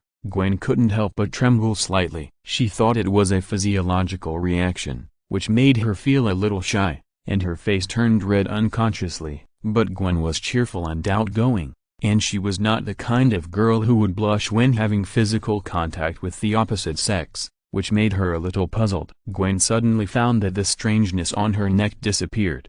The wound was originally a little itchy and slightly painful, but after Luo Xia touched it, these negative feelings disappeared. There was no reasonable answer. She could only attribute it to psychological reasons. Luo Xia tidied Gwen's collar and hair. "Okay, no problem. You are lucky. The spider is not toxic." "Thank you." Gwen stroked her hair and smiled. "So can we continue with the question just now? Why are you here?" "I'm doing an internship here." "Where is the work certificate?" Gwen stretched out her hand and spread it out. "All employees of the Osborn Group have work certificates, including interns." There was indeed a name tag hanging on Gwen's chest. Luo Xia remained calm. "I mean, I'm planning to intern at Osborn, so I came here to investigate first." "You followed me?" "No, you followed me. You followed me here, and that's why you got bit by the spider." Gwen smiled and held her forehead. "Okay, I mean, none of that matters. I sneaked in. The reason I came here is..." Luo Xia smiled. "I love science. I love science to death. Osborn's achievements and status in the field of biological sciences are like Stark Industries in the field of arms, so I came here." "How did you get in without a job certificate?" Gwen asked curiously. "Secret." Luo Xia. "That's not important either. We should leave. This laboratory is quite confidential. The Green Devil Biocable project hasn't even been released yet. It would be terrible if someone found out that we messed up here." Luo Xia said. "You don't want to be fired by Osborn, do you?" Gwen looked at the spiders all over the floor and shrugged, and the two of them ran away. Along the way, the two of them just chatted for a few words, and Luo Xia stopped in front of the elevator. "I have to go." "Okay, I still have to go back to work." Gwen nodded and said. Luo Xia handed over a glass test tube, and in the test tube was the mutant spider that bit Gwen, but it was dead now. Under the light, The spider in the glass test tube was bright in color and had long legs. "It's so beautiful," Gwen sighed after taking it. "But when I think of it biting me, I want to flush it into the sewer." Ding! The elevator arrived and the door slowly opened to both sides. "Don't do that," Luo Xia said, "it will be worth your collection." "Bye." Luo Xia walked into the elevator. "Bye," Gwen waved. The elevator went straight down to the first floor. After Luo Xia walked out of the elevator, he found a public seat in the lobby and sat down. He hurriedly opened the villain system to check. The fluorescent blue 3D interface appeared, and sure enough, the badge of the rabbit charm had been lit up. Rabbit charm LV1. Upgrade to LV2 requires 1500 villain value, and the speed is increased to 50 meters per second. Luo Xia's villain value was still fixed at 8011 last night, and he chose to upgrade immediately without hesitation. From LV2 to LV3, 2000 villain value is required, and the speed is increased to 100 meters per second. Luo Xia continued to click on the upgrade until he upgraded the rabbit spell to LV4. He still had 2011 villain value left, which was not enough to support the next upgrade, so he stopped. At this time, the speed of the rabbit spell had reached 160 meters per second, which was already very impressive. After all, the Bugatti Veyron is the fastest mass-produced sports car in the world, and its maximum speed is only about 120 meters per second. There are not many superheroes who can catch up with the Bugatti Veyron. At least people like Captain America and Spider-Man can't even smell the exhaust of the Bugatti Veyron. Luo Xia looked at the upgrade instructions of the villain system about the rabbit spell. The villain value required for each upgrade will increase, and of course the speed of the upgrade will also increase significantly. It is worth mentioning that Luo Xia found that the highest level LV12 cannot be upgraded. The villain system prompts that the spell needs all 12 spells to reach LV11 to upgrade to LV12. When the rabbit spell reaches LV12, the speed can be infinitely superimposed, even exceeding the speed of light, thus gaining the ability to travel through time. In the Marvel setting, this is the ability of the Time Stone. Luo Xia made a simple calculation. If he wants to upgrade from the current LV4 to LV11, the required villain value is 31,500, and his speed can reach 5 times the speed of sound. However, Luo Xia still believes that it is necessary to develop in a balanced way. It is enough to upgrade the rabbit spell to LV7 and reach the speed of sound. After all, there are few useless spells in the 12 spells, and many spells can greatly improve his combat power after upgrading. It seems that the cost of upgrading the spell level is still within the affordable range. After all, the system mall shows that a skill of firearms proficiency or driving proficiency requires 2,500 villain points to exchange, and a Porsche 911 worth about $200,000 only needs 5,500 villain points to exchange. Luo Xia's goal now is clear, which is to earn more villain points. Villain points can not only be exchanged for various skills in the villain system, but also upgrade spells. Its importance is self-evident. "Hey!" Luo Xia's mind was still immersed in the system, and a voice woke him up. "I always run into you in unexpected places," Gwen said. "Luo Xia, we meet again. I thought you left first." Luo Xia looked up and saw Gwen standing in front of her. She had changed out of her work clothes and was carrying a small bag. "I'll take a rest here and summarize what I gained from visiting Osborne today." Luo Xia stood up and looked at the luxurious decorations around her and said, "It's really high-tech and luxurious." "So what about you?" "I asked for leave. It seems that the damn spider has caused some adverse reactions in my body. My mental state is not good." Gwen shrugged and said, "If it's still like this later, I should consider going to the community hospital or something. In fact, I feel that I should go to the hospital now. If someone hadn't told me that the spider is not poisonous." "Indeed, the spider is not poisonous, I promise." Luo Xia smiled. "You look very bad. Do you need me to take you home?" Chapter 9 Spider-Woman. The subway was whistling when it was running at high speed. Several hooligans wearing heavy metal accessories and weird costumes gathered at the rear of the car. They were pole dancing with the handrails of the car, which was annoying, but even in such a noisy environment, Gwen fell asleep leaning on Luo Xia's shoulder. Even in her sleep, Gwen's brows were slightly wrinkled, and it seemed that she was in a bad state. In fact, Luo Xia was in a good mood because Gwen was close to her and her hair fragrance filled her nose, but the group of energetic and weirdly dressed hooligans at the rear of the car were too noisy, and there was no lack of insults to Gwen's figure and Luo Xia's skin color in their words. Luo Xia gently leaned Gwen's head against the seat, and he stood up and walked towards the rear of the car with a smile on his face. "Hey man, is that your girlfriend?" A man with a metal chain around his neck smiled and provoked. "How much for 2 hours?" Luo Xia didn't waste time talking to him, because even if he insulted the other's mother, he would suffer a loss, and he didn't even want to have physical contact with him. Luo Xia kicked the black guy to the ground and hit the handrail. His body bent into a bow shape before he stopped. Luo Xia also used the soles of his shoes to make the other gangsters unable to move. In the end, only a pink-haired woman was left. The pink-haired woman trembled in fear when she saw Luo Xia approaching. "Damn, I actually met a Bruce Lee on the subway today." The smell of cheap perfume on her body was very pungent, just like mobile air polluter. "I don't hit women unless I'm in a bad mood." Luo Xia frowned and pinched his nose and said, "You stink too much. Can you go to the next car?" The pink-haired woman nodded straight. She turned around tremblingly and prepared to leave. Suddenly, she flew up and fell on the floor of the next car like a dog chewing mud, leaving a footprint on her butt. "I forgot to tell you, I'm in a bad mood now." Luo Xia muttered to herself.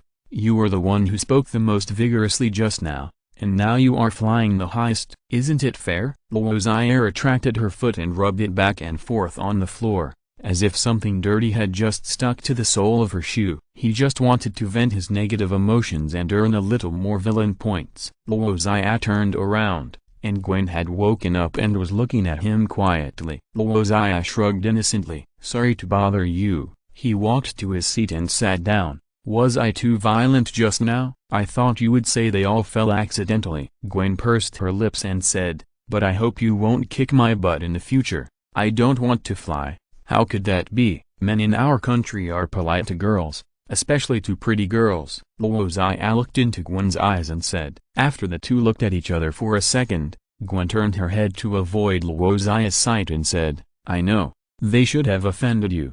But maybe your method is too radical. After all, violence can't solve the problem, it will make the problem worse." "No, no, no, you are wrong, Gwen," Luo Xia said. "One day you will find that violence is the best way to solve the problem. If the problem becomes worse, it means you need more violence." Luo Xia walked in the teaching building, and the students in the corridor consciously made a wide path, and he came to his locker. On the other side, Peter skated in, with a bandage on his head, looking very miserable. "Parker," a teacher called him, "do you still want your skateboard?" "I think so." Peter picked up the skateboard, then put the wheels up in the air. Okay. Peter raised the skateboard helplessly, above his head. "Is this okay, teacher?" "Very good. Don't touch the ground." Peter nodded repeatedly, but after the teacher entered the classroom, he skated in the corridor again. Coincidentally, his locker was next to Luo Xia's. Peter glanced at the person next to him cautiously when he took the book. "Mr. Luo?" Peter greeted tentatively. Luo Xia nodded at Peter. He was in a good mood recently. Luo Xia spent a few nights leaving the Devil's logo on the streets of New York, and also earned a lot of villain points, and successfully upgraded the rabbit charm to LV7. Now the popularity of Devil exceeds that of all superheroes. The Devil not only scares the villains, but also gives headaches to other superheroes and police. Many young people imitated his weird behavior, and even toy manufacturers sold out all kinds of demon masks. "Hello, I'm Peter Parker. The person you saved that afternoon. I hope you still remember me." Peter stretched out his hand. "I never had a chance to say thank you to you. Thank you for helping me that afternoon." Luo Xia glanced at him indifferently and ignored his request for a handshake. "Don't worry, I remember I said that day, I didn't think about helping you, I just wanted to find someone to play with. Maybe next time it will be you who is unlucky again." Peter smiled awkwardly and didn't care. "Did you use Kung Fu that day?" "I'm a fan of Bruce Lee, And I also like Kung Fu. Can you teach me? Or we can discuss this aspect first. I heard that you have to look at the talent before accepting an apprentice. Peter was very excited. You really have style. You are cool. You are super handsome. You are my idol. Thank you for your compliment. Luo Xia patted his shoulder and said with a smile, because of your good vision, I escaped a disaster. Just now I was thinking of stuffing your head into the trash can. Suddenly Luo Xia was attracted by a report. Recently, a new street hero has appeared on the streets of New York. She wears a white and black tights and a pair of blue ballet shoes. She fights criminals and protects many single women who go home alone after get off work at night. People call her Spider-Woman. Peter was still talking on the side. Do you like quiet students? If you are willing to teach me Kung Fu, I think I can also be taciturn. Shut up. Luo Xia interrupted the chatterbox Peter. He walked to the classmate who was watching the news report. Hello classmate. Can you show it to me? No. This is what my mother just bought for me. You can't take it away. The girl reacted strongly. She hugged the iPad tightly in fear, looking around with fear and helplessness. But everyone avoided her eyes. Luo Xia was already doubting how evil her character was, because the villain value was jumping again, and the girl in front of her was really afraid. I just want to read this news. 30 seconds. Classmates should trust each other. Okay then. The girl held the iPad with both hands and carefully turned one side of the screen towards Luo Xia. Luo Xia looked at the screen with a frown. The person being interviewed at this moment is a single woman who was rescued by Spider-Woman. She is my god. Spider-Woman. She is a real superhero. My whole family is very grateful to her. If it weren't for her I might have been violated by drug addicts. The scene changes to Spider-Woman swaying through high-rise buildings with spider silk constantly shooting out. Behind her is a police car that has collided with a private car. Sirens blaring. A thrilling chase ended with Spider-Woman's victory. Then the reporter interviewed the city police chief, George Stacy, at a press conference at the police station. But many of us think she is righteous. She not only fights criminals, but also helps many people. The reporter said, we carry the badge of justice. While that desperado wears a mask, we do not deny that she has done some things that help the citizens, but the seeds of evil cannot bloom the flowers of justice, and she has no power to enforce the law. She acts recklessly on the streets and often makes a mess of things. Commissioner George said righteously, according to incomplete statistics, the damage caused by Spider-Woman has exceeded $1 million. And she has seriously interfered with the work of the police. The commissioner of the New York City Police Department has made a promise to the citizens that we will bring Spider-Woman to justice in the shortest possible time. Luo Xia laughed dumbly after reading it. He thanked him and turned away. The timid girl was relieved to see that Luo Xia was not going to snatch her iPad. He was naturally sure that Spider-Woman was Gwen Stacy, who had just been bitten by a mutant spider a few days ago. It seems that she has good adaptability, but the current situation seems to be very interesting. Spider-Woman has caused some troubles, and Commissioner George is always thinking about bringing her to justice and sending her to prison. What will happen if Commissioner George sees with his own eyes that Spider-Woman is his daughter after taking off the mask, killing relatives for the sake of justice? Or should he pretend nothing happened and let Gwen go? Thinking about that scene, Luo Xia found it interesting. Chapter 10 Devil vs. Spider-Woman. At the intersection, the green light was on for the last few seconds, and the only pedestrian on the crosswalk was walking slowly. It was drizzling at night, and he didn't hold an umbrella, but just wore the hood of his sweatshirt. Beep, beep, a red Ferrari honked continuously, and even a young and energetic man stuck his head out of the window and shouted, "Get out of the way, damn idiot. An 80-year-old woman can walk faster than you." The pedestrian suddenly stopped and stood right in front of the Ferrari. He turned slowly. The raindrops fell clearly in front of the car lights, and the dazzling light hit the pedestrian's face. It was not a face, but a demon mask. The young car owner was stunned for a second, and then he cursed again. "Damn bastard, why are you pretending to be a demon, wearing a mask to play cosplay? I'm still Captain America." The demon still didn't speak, but just grinned and revealed a fascinating smile. The owner's jaw dropped, and fear descended instantly. If it was a mask, he couldn't smile, unless it was really the face of a demon. The Ferrari engine roared, and it crossed the finish line just as the green light came on. The owner looked at the demon in front of him with a hideous face, but suddenly the demon disappeared, and the Ferrari ran over the human-shaped crosswalk without hitting anything. The owner looked in the rearview mirror, and the demon stood there and smiled at him again, but his fear had been reduced a lot. The Ferrari had completed the 100-kilometer acceleration in 3 seconds, and the demon couldn't catch up with the speeding supercar. After speeding for several kilometers and reaching the Brooklyn Bridge, he slowed down and breathed a sigh of relief. Before he could completely relax, a dong-dong sound came, and someone was knocking on the car window. A chill rose on the man's back. Who could catch up with a sports car knocking on the window at a speed of 60 kilometers per hour? The answer was only the demon.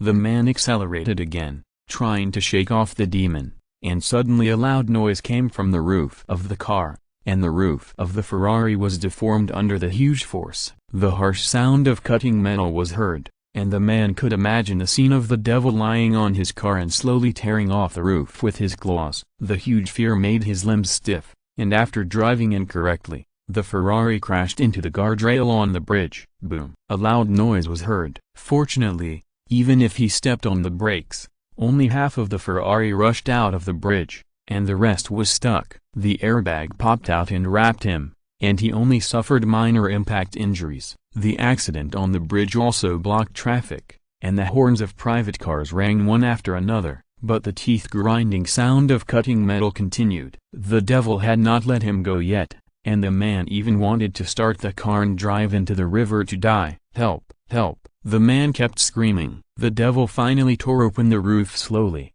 stood on the roof and smiled at the man who was stuck by the airbag, and slowly stretched out his hand. It turned out to be a human hand. The hand grabbed the man's collar, and the man screamed. Under the demon's huge power, the man was slowly pulled out, but in this short process, he suffered several fractures. The demon just used brute force, regardless of whether it would hurt him. Let's learn traffic regulations together. The demon still smiled. Promise me to remember to give way to pedestrians next time, okay? The man almost fainted. His heart was pounding, and his screams drowned out the sound of all the car horns. Villain value +80, +80, +80. Hey, Mr. Demon, I think you should put him down. Luo Xia couldn't help smiling again when he heard this familiar voice, and he slowly turned around. The Spider-Woman in a white and black tights was hanging upside down with spider silk and slowly falling. The bending of her legs and her agile figure made her look like a spider. The spider gene would subtly affect her every move.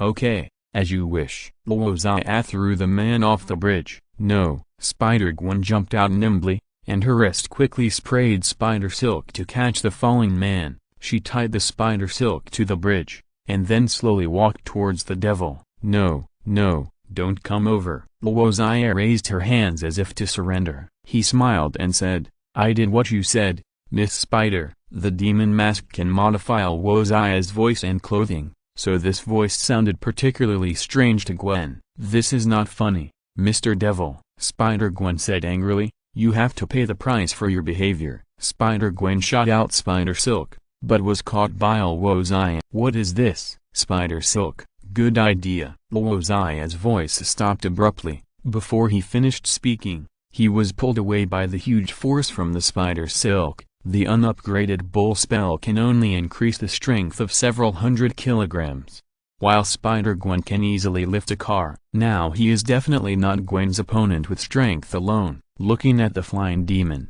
Spider-Gwen prepared to punch him, aiming at his face with the demon mask. Suddenly the demon stretched out his right hand, and Spider-Gwen saw a dragon totem light up in his palm. Exclamation mark! The spider sense sent a warning, and suddenly she felt the danger. Spider-Gwen did not choose to attack but jumped away immediately. She spread her body and landed lightly like a spider, leaning on the ground with one hand to maintain balance. Boom! A pillar of fire flew out and hit the place where she just stood, and the concrete floor was burned black. Dragon talisman explosion. Spider-Gwen looked at it for a while and was scared. If she was hit, she would be skinned if she didn't die. Now her spider suit has no protective ability. Luo Xia rolled to a stop after landing. He stood up and patted the non-existent dust on his body. as elegant as a gentleman saluting his dance partner. Spider-Gwen stood up and clapped his hands. Very elegant, Mr. Demon. If you are not so embarrassed when you landed, thank you for your praise. Luo Xia bowed and saluted. His sweatshirt and jeans changed quietly and instantly turned into a well-fitting tuxedo. Only the demon mask on his face remained the same. Oh, how did you do that? Spider-Gwen couldn't help but exclaim. Holographic projection, fast 3D printing technology, nanomaterials, or a trick? It can't be magic, right? This is totally unscientific. Luo Xia still smiled. It seems that Spider-Man in any world can't get rid of the attribute of being a chatterbox. Nice to meet you. I really want to talk to you more. Spider-Gwen stretched out her hand in the air. But this is really not a good place. We have affected the traffic, so I have to get rid of you quickly. Spider-Gwen jumped up suddenly. With her spider sense, she chose to fight the demon in close combat, which was undoubtedly the best way. In the previous confrontation, she also realized that the demon's strength was not strong. Swoosh! She shot out spider silk to grab the steel cable of the bridge, and her body flew out quickly in a single pendulum motion, stretching out her slender and straight legs to make a flying kick. But suddenly the demon in front of her disappeared, and Spider-Gwen's attack fell into the air. She couldn't help but be shocked. The speed of the demon was so fast. Suddenly someone tapped her left shoulder. Spider-Gwen did not hesitate at all and dodged with a sweep kick, but this time the attack missed again. Someone tapped her right shoulder again, and Gwen punched again. Chapter 11, Playing Big. Spider-Gwen is extremely agile, but Luo Xia can reach the speed of sound with the blessing of the rabbit spell. The difference between the two is huge. The battle soon changed its flavor. Like a turn-based game, Spider-Gwen was always at a disadvantage, and was played around by the devil. The continuous teasing made Gwen couldn't help but curse out loud, but the moment she stopped, Luo Xia had come behind her. Luo Xia smiled under the mask and kicked out! Spider sense sent another warning. Spider-Gwen hurriedly dodged, but was still kicked in the butt and kicked away. Spider-Gwen turned in the air. Like a smart dancer, she landed steadily again, and patted the dust off her butt with her hands. Kick a girl's butt. You are so bad, Mr. Devil, Gwen said loudly. I take back my praise for you just now. She was no longer in the mood to make more verbal attacks. It seemed that she was no match for the devil. Even if the spider sense gave an early warning, the devil was too fast and she couldn't avoid the devil's attack at all. Moreover, the devil had already held back a lot. If he had launched that flame explosion at a high speed, she would have even stayed on the Brooklyn Bridge today. May you be lucky, Mr. Ferrari. Spider-Gwen raised her hand and shot out spider silk to grab the steel cable on the bridge. In an instant, her body rose from the ground and flew out. After a few wafts of spider silk, she flew hundreds of meters away. Good night, damn Mr. Devil. Gwen's voice floated over from afar. The righteous Spider-Woman will stop you from committing crimes next time. Gwen had no psychological burden to run away when she couldn't win. She just wanted to use her own power to gain happiness and help others as much as possible. But this was not her obligation or job, and she had no responsibility to sacrifice herself to protect others. Luo Xia glanced at Spider-Gwen's back. He was standing on the guardrail of a Brooklyn Bridge and looking down. The Ferrari owner was still shaking on the spider silk. Luo Xia collected 500 villain points from him. Help, save me. The man was still calling for help, his voice intermittent in the wind. Remember to obey traffic regulations next time, Luo Xia whispered. Luo Xia jumped from the guardrail and disappeared instantly. In less than 3 seconds, he left the Brooklyn Bridge and entered the forest of high-rise buildings. His acceleration was complete. Chicken charm middle dot float, rabbit charm middle dot speed. Luo Xia's speed has reached its peak under the power of the two charms. Waves of sonic booms were heard, and the glass walls on the street were shattered and scattered all over the ground. I don't know how many innocent vehicles and pedestrians were accidentally injured. Gwen saw the figure of the devil surpass her first, and then she felt the waves of terrifying sound. Luo Xia pinched her tie, and her tuxedo instantly turned into an airline pilot uniform. Ms. Spider, I didn't say you can leave. Luo Xia was smiling. Spider-Gwen was the first superhero he met. Luo Xia wanted to try to make her have negative emotions, so as to obtain villain points or more generous rewards as the system said. Of course, if Gwen holds a grudge, it would be a matter of time to blame Luo Xia after knowing that Luo Xia is a devil in the future. The sinister smile of the demon mask made Gwen feel a little scared. After all, she was an ordinary young girl a few days ago, and her dream was to live in a house made of chocolate. Detected the slight fear of Spider-Gwen. Villain value plus 200, plus 200, plus 200. Luo Xia heard that the villain value really began to soar. In just a few seconds, he gained more than 1,000 points. You know, Luo Xia just teased the uncultured Ferrari owner all the way from Manhattan to the Brooklyn Bridge, and only gained 500 villain points. Luo Xia looked at Gwen. His eyes under the demon mask were shining like stars. He seemed to see some rare treasure. Or it would be more appropriate to say that it was like a hungry person seeing a delicious lemon sea bass. He wanted to play big, and he already had a preliminary idea. After all, now that he was wearing a mask, he was not Luo Xia, but a demon. The demon was not afraid that Spider-Gwen would hold a grudge. If Gwen held a grudge against the demon, what did Luo Xia have to do with it? Gwen also realized that she couldn't get rid of the demon.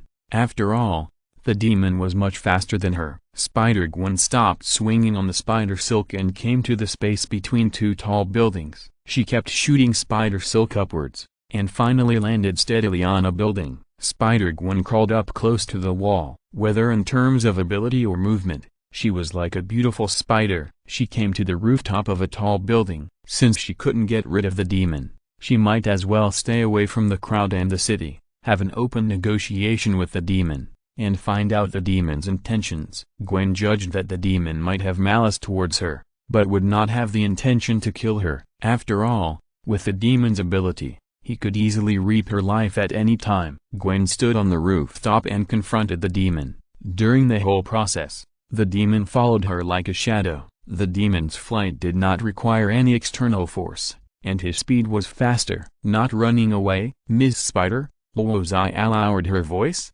Or have you given up the chance to survive? Listen, hunter games are not fun at all, and spiders will always be hunters, not prey. Gwen said, I don't care what your purpose is, but don't follow me anymore. Luo Xia walked on the narrow rooftop fence, with the busy streets under his feet. Even the sound of car horns could not be heard on such a high floor. He spread his hands to keep his balance, like a tightrope walker in a circus. You ruined my game, so you should be my fun, Luo Xia said with a smile. You were not like this when you saved people just now. Confident and brave. I liked you before. So what do you want to do? Spider-Gwen slowly squatted down and touched the ground with one hand. This was her preparatory action for attack. Take off your mask and let me see your face, beautiful lady. The devil said word by word. This was Luo Xia's plan. Taking off Spider-Gwen's hood would definitely make her burst out all her negative emotions. After putting on the mask, she is Spider-Woman, free and unfettered, able to punish evil and play tricks on the police. But after taking off the mask, she is just a 17-year-old girl, special only by excellent grades and beautiful appearance. As an ordinary girl, she still has many concerns: teachers, friends, classmates, and most importantly, family. If the secret that she is Spider-Woman is leaked, Gwen can't imagine how much trouble it will cause. Her father will be disappointed in her. After all, Director George always hopes to arrest Spider-Woman. If he knows that Spider-Woman is his daughter, it will be difficult for him to accept it. Classmates and friends will look at her with strange eyes and stay away from her. At that time, she will lose the good life that a girl has. More importantly, she cares about a lot of things. If those evil criminals plan to destroy the things she cares about, it will be a disaster for her. No way, Gwen said firmly, and I'm sorry to disappoint you. I am an ugly monster under the mask. Chapter 12. Taking off the mask. Although Gwen spoke decisively and showed a very tough attitude, her emotional changes could not be hidden from Luo Xia, who had a villain system. Detected severe fear of Spider-Gwen. Villain value plus 400, plus 400, plus 400. Detected mild anger of Spider-Gwen. Villain value plus 200, plus 200, plus 200. Detected mild tension of Spider-Gwen. Villain value plus 100, plus 100. plus 100. Luo Xia resisted the ecstasy of gaining a huge amount of villain value and continued to play the role of her terrifying demon. Demons can tell lies. Don't struggle, beautiful Miss Spider, Luo Xia said calmly. Or do you think you can resist me? Spider-Gwen shot out a ball of spider silk, and her figure suddenly jumped back, drew an arc in the air, and then fell vertically downward at an accelerated speed. But Luo Xia was faster. With the help of the level 7 rabbit spell, he covered a distance of dozens of meters in just 0.1 seconds. The spider sense gave a warning, but Gwen was too slow. Luo Xia reached out and took off Spider-Gwen's hood, revealing a moving face. As she fell rapidly, her long golden hair stood up, like a beautiful ribbon flying in the air. Detected severe anger in Spider-Gwen. Villain value plus 400, plus 400, plus 400. Detected severe tension in Spider-Gwen. Villain value plus 200, plus 200, plus 200. Detected anxiety in Spider-Gwen. Villain value plus 100, plus 100, plus 100. Swoosh! Spider-Gwen shot out spider silk and grabbed the wall of a tall building on one side. Her falling figure stopped suddenly, and she jumped into the air under the elastic potential energy of the spider silk. In the moment of lingering in the air, she shot out spider silk again to move. With graceful and elegant movements, Spider-Gwen continued to shoot out spider silk, swaying between the tall buildings and leaving quickly. I remember you, devil. Gwen's trembling voice slowly drifted in the air. I remember your face, Miss Spider, Luo Xia said, looking at the back of the flying blonde. Gwen went all the way back to her home area, and only breathed a sigh of relief after making sure that the demon had not caught up with her. The power displayed by the demon was so strong that it completely crushed her and brought her a lot of pressure. Fortunately, the demon had no hostility towards her. Otherwise another superhero would have died prematurely. Gwen crawled along the wall, opened the glass window and entered her room. She slumped on the sofa, took a deep breath, and slowly calmed down. The joy of gaining power and becoming a superhero had been eliminated by the demon. Gwen thought that she should be more careful when wandering on the streets in the future. Suddenly Gwen stood up from the sofa, picked up her pajamas from the bed and put them on herself carelessly, covering the spider suit that she had not had time to change. She heard the footsteps approaching from outside the bedroom door. Dong dong. The door was knocked gently. Hey, Gwen, honey, do you want a cup of cocoa? Your brother made some. No, Dad, I don't want to drink it. And I remember I told you not to disturb me. Gwen only stuck her head out after opening the door to avoid being exposed. Okay, I saw the light in your room was on again. So I asked you. George spread his hands and said, and I'm already 17 years old. Don't call me honey. Gwen smiled. George couldn't help but smile and said, but I remember someone said last week that she always fantasized about living in a chocolate house. That's unrealistic. Gwen covered her face. And you will get fat. Chocolate has too many calories. Bang. Gwen closed the door. George stood there at a loss. He felt that his daughter's state was a little strange tonight. 2 seconds later, the door was opened again. Gwen looked apologetic. Sorry, Dad, my mood, attitude, state are not good. It's okay. Then you should go to bed early. Yes, so I can't drink cocoa. I'm still busy with other things. Gwen thought for a moment. Busy?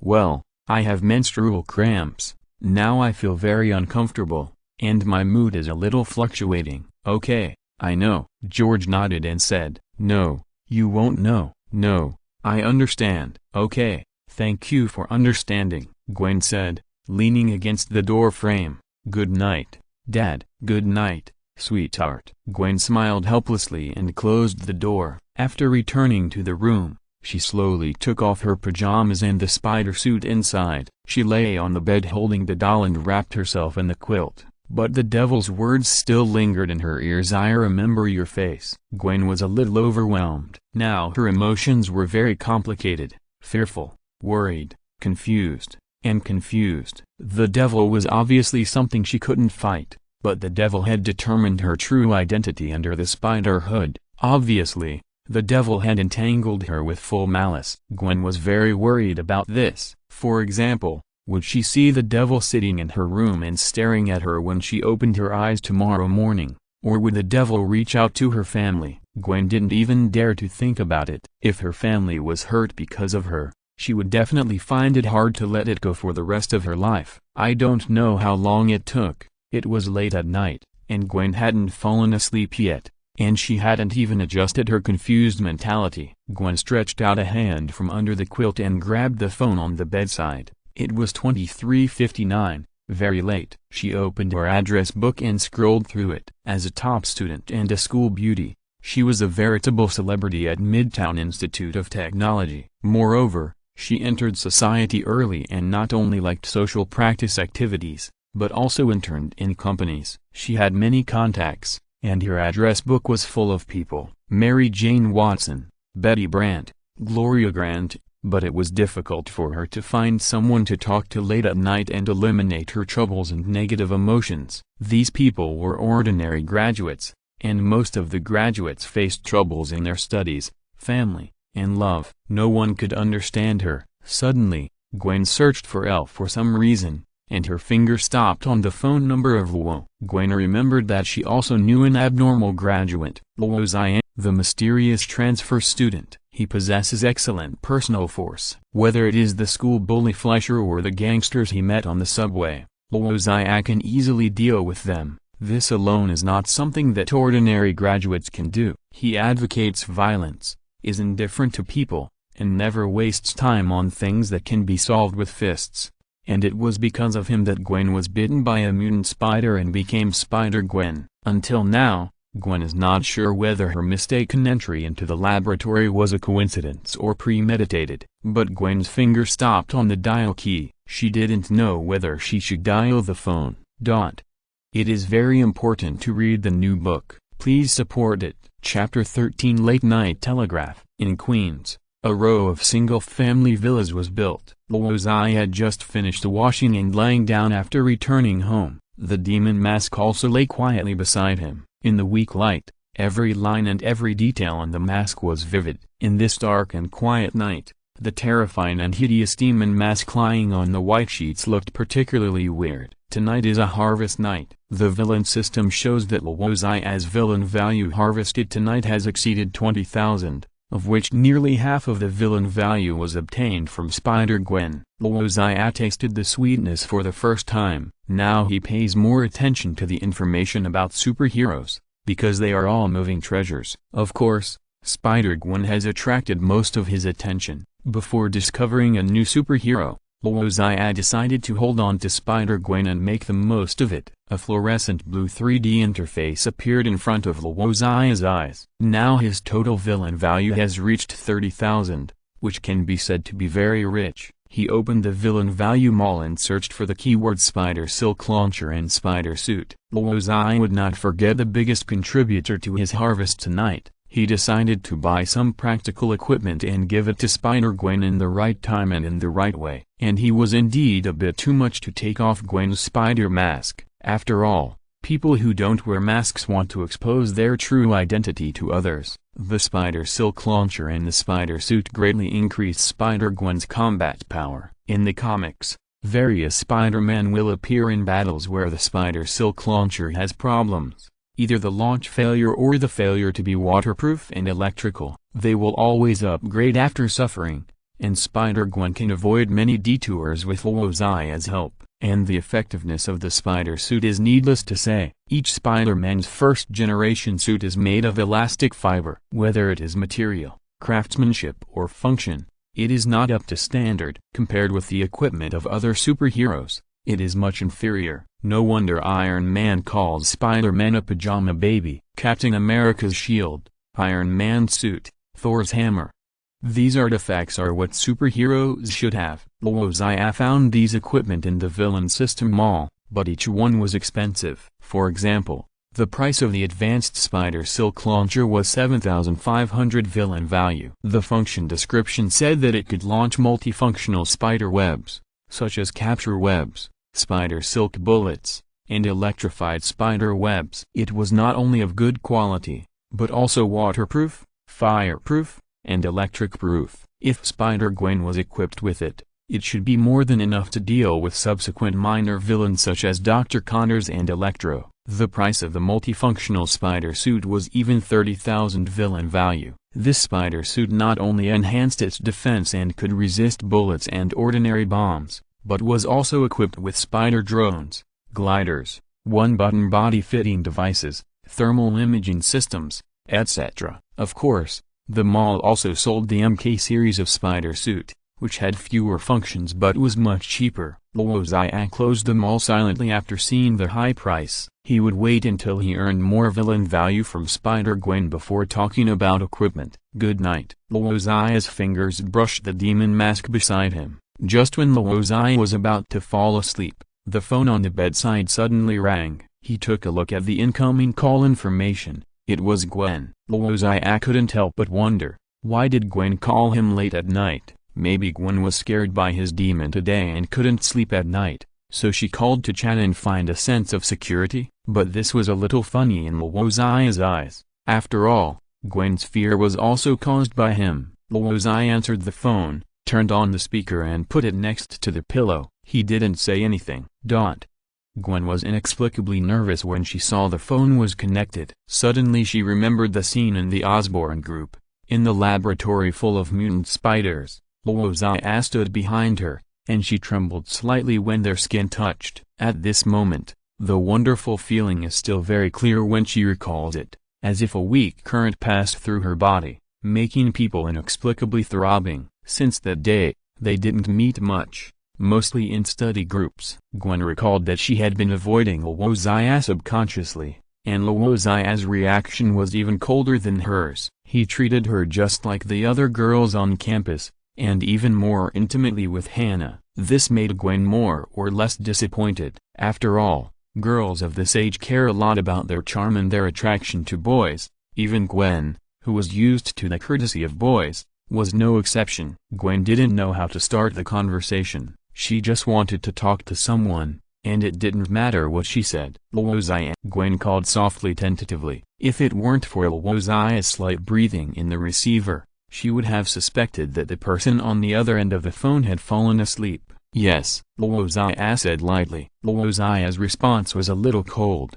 which made Gwen a little disappointed. If the other boys in the class received her call at night, they would definitely be flattered, right? Even Harry Osborn, a boy who didn't admire her, would care about her enthusiastically. Reserved and implicit is the culture of Luo Xia's country, and Luo Xia's reaction is also normal. Gwen comforted herself. What are you doing? If you hadn't disturbed me, I would have fallen asleep, Luo Xia said, and if you call, you should explain your reasons. Gwen was speechless for a while, but it was not her style to keep testing. She was cheerful, lively and brave, and liked to play straight. Let me see what time it is. It's past 12 o'clock. It's really too late, Gwen said, but I can't sleep. Maybe I have insomnia or something. Can you chat with me? I'm sorry to delay your sleep time. Luo Xia. Sure, it's not the first time I sleep with you anyway. Gwen was speechless for a while, but she thought about it and realized that what Luo Xia said was true. That day when Luo Xia sent her home on the subway, she fell asleep leaning on Luo Xia, but his statement was too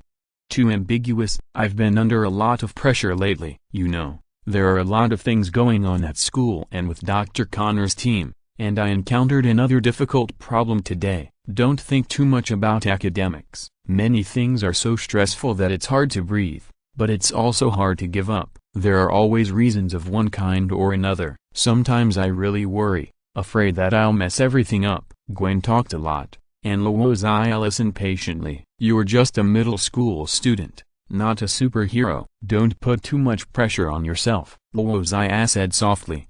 There is no difficulty that you can't overcome. Just learn to give up. Chapter 14 Superheroes and Villains. In the corridor, Fleischer, who was flirting with a girl, suddenly raised a book to cover his face. He took 2 steps back and leaned against the wall without moving. 10 seconds later, Luo Xia and Gwen walked side by side, talking and laughing. After the phone call that night, their relationship became much more familiar. Or perhaps it would be more reasonable to say that Gwen was much closer to Luo Xia. They are very afraid of you, Gwen said with her head tilted. That's great. Luo Xia nodded with satisfaction, so that he could always gain villain value. This is an abnormal relationship between classmates. I think you should try to change their views of you. Gwen shook her head and pulled the straps of her backpack. In fact, you are not bad at all. You are not as bad or violent as they think. Who cares about other people's opinions? Luo Xia said with a nonchalant expression. And maybe your impression of me is inaccurate. It is possible that you have beautified it yourself. Okay, then I will change from now on. Gwen thought for a while and said, you are really evil and violent, just like a devil. Thank you for the compliment. Luo Xia smiled and walked to his locker room and put the book in. It can be seen that Luo Xia does not hate devils, and even likes devils. He clearly took this as a compliment. You like devils? Gwen came over. I'm not talking about the devils in myths and the Bible, but the devils that are rampant in New York every day. Well, devil is just his nickname. He is actually a human wearing a devil mask. God gave him power, but he used it in the wrong direction. You seem to know him well. Of course, I often read news information. Gwen raised her mobile phone to indicate. I like demons. They have such powerful strength and live freely and recklessly, Luo Xia said with a smile, but strangely, Gwen could not see a trace of envy in his eyes. You said one thing very well. Demons are rampant in New York every day. I like to be rampant. As you can see, I am also rampant in school every day, so I should be a demon. The demon of Midtown Institute of Technology. Okay, I admit that you are cool. Gwen clapped her hands, but that is a wrong value. No one should build their happiness on the pain of others. You are right, Luo Xia said.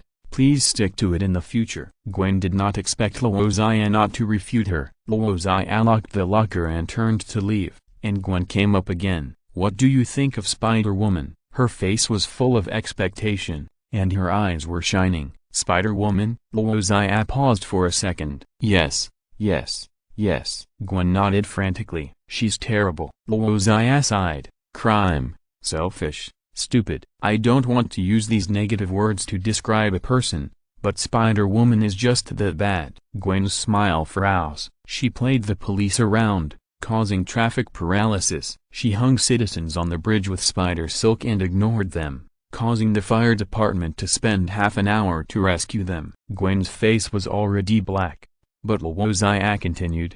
Spider-Woman also likes to play the role of justice in arresting criminals, but foolishly arrested the police's informant by mistake, causing a police station's half-year efforts to go to waste. Are these things a superhero should do? The worst thing is her aesthetics. That white and black uniform with blue ballet shoes. I can only say that she has a lot of ideas. Gwen stopped talking. She wanted to refute something, but the things Luo Xia said were all stupid things she did herself. Why are you silent? Luo Xia smiled. It seems that you know a lot about Spider-Woman, Gwen said dimly. I read the news, too. Luo Xia also took out his cell phone and shook it. And I'm a loyal fan of the Daily Bugle. No wonder. Gwen understood. The Daily Bugle is an entertainment-oriented media, and is also Spider-Woman's #1 anti-fan. It often maliciously discredits Spider-Woman, and even frames her for things that Spider-Woman has never done, just to increase the sales of the newspaper. What about the devil? He is 100 times worse than Spider-Woman, Gwen said angrily.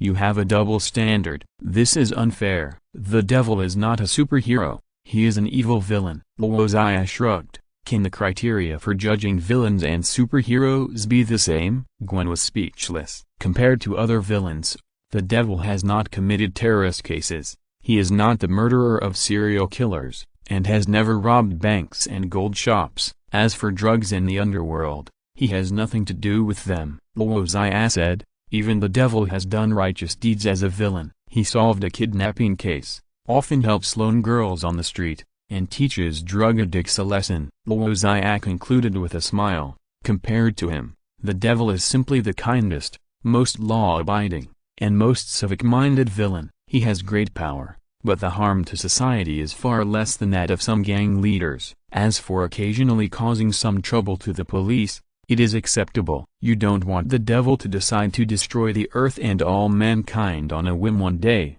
right? Gwen's brain crashed. She even felt that Luo Xia's words made sense. The Devil's rating among villains is indeed far higher than Spider-Woman's rating among superheroes. Gwen stopped talking, just lowered her head and walked forward, her face full of unhappiness. She was a little doubtful about herself. Gwen. Luo Xia smiled and tried to pull her arm, but Gwen broke free. Gwen picked up her backpack and walked straight to the exit. She walked very fast and ignored Luo Xia's shouts. Hey, Gwen. Luo Xia walked in front of Gwen to stop her. Gwen wanted to pass him from the left, so he moved left. Gwen went to the right, so he went to the right. Gwen looked at Luo Xia's smiling face angrily and glared at him. Gwen then realized that the two of them were very close because of the pushing and shoving. Her hand was against Luo Xia's strong chest. Luo Xia almost hugged her in his arms, but she didn't say anything, just her face was slightly red. I lied to you.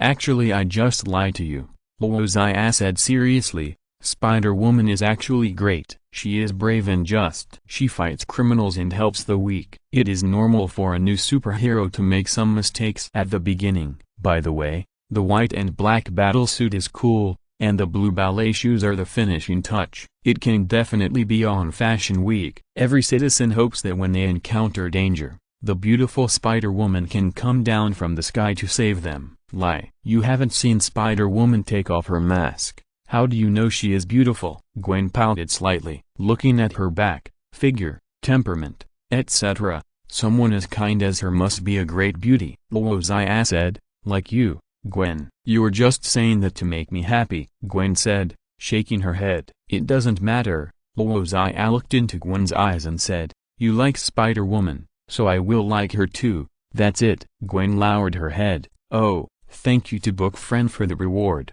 Thank you to book friend for the reward. Thank you to book friend for the reward. If you're listening to this novel on a channel other than Fanfic World, it means they downloaded and uploaded it without effort. We cordially invite you to visit our channel, Mundo Fanfic Novelist. There you'll find the original version of this story and you can explore many other novels of various genres. We're waiting for you to immerse yourself in a world of incredible novels. Chapter 15 Lemon Bass. Okay now, Gwen nodded. As soon as they separated, she pulled Luo Xia again. Gwen, do you like lemon perch? Luo Xia. Lemon and perch? Gwen.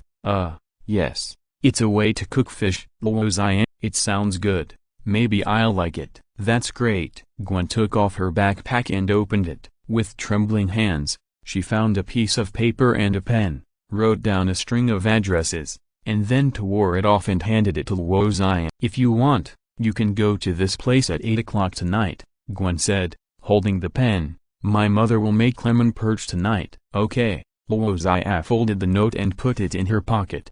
I'll be on time. See you tonight? Gwen turned around and looked back at Luo Xia and said, see you tonight. Bye. Gwen put her hands behind her back, her fingers entangled. She walked hopping, seemed a little excited, and the joy could not be concealed. By the way, it's apartment 2016. I forgot to write the room number. Gwen walked a few steps and suddenly turned back and smiled. I don't know why. Ha ha ha. A little nervous. Luo Xia nodded, and he stood there and smiled. At the end of the corridor behind him, Peter Parker, with a bandage on his head, watched everything indifferently. Peter opened his backpack and took out a notebook with yellowed pages. The notebook in his hand had a sense of age after being polished by time. Slowly, his eyes became firm.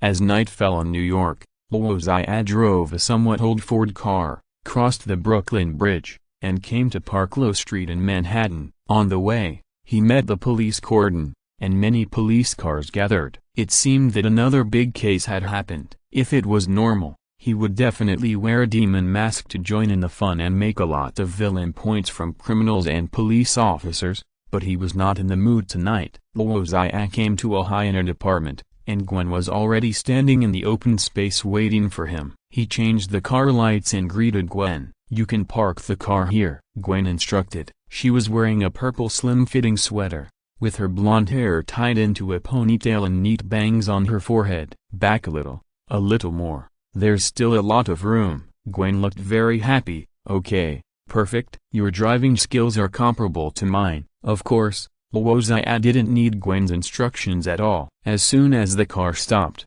Gwen ran to open his door. When Luo Xia got out of the car, Gwen's eyes flashed. "You're wearing a full suit." Gwen's tone was a little surprised. "Yes, as you can see." Luo Xia smoothed his collar. "Let's go," Gwen said, holding his hand. Luo Xia took this dinner very seriously, which made her even happier. "Wait a minute, I also brought a gift. It's in the trunk." Seeing Gwen's surprised smile, Luo Xia explained, "You know, this is the custom over there." "Yes, I understand. Thank you for your careful preparation. I hope it won't be a bother to you." Gwen accompanied him to pick up the gift and took the elevator to the 20th floor. After pressing the doorbell, a middle-aged man opened the door. He was wearing a well-dressed suit, his hair and tie were meticulously groomed, and he looked very concerned about his dress and manners. "George Stacy?" Luo Xia was naturally not unfamiliar with this Chief George. "You must be Ricardo." "Nice to meet you, sir." Luo Xia extended his hand. "Nice to meet you too."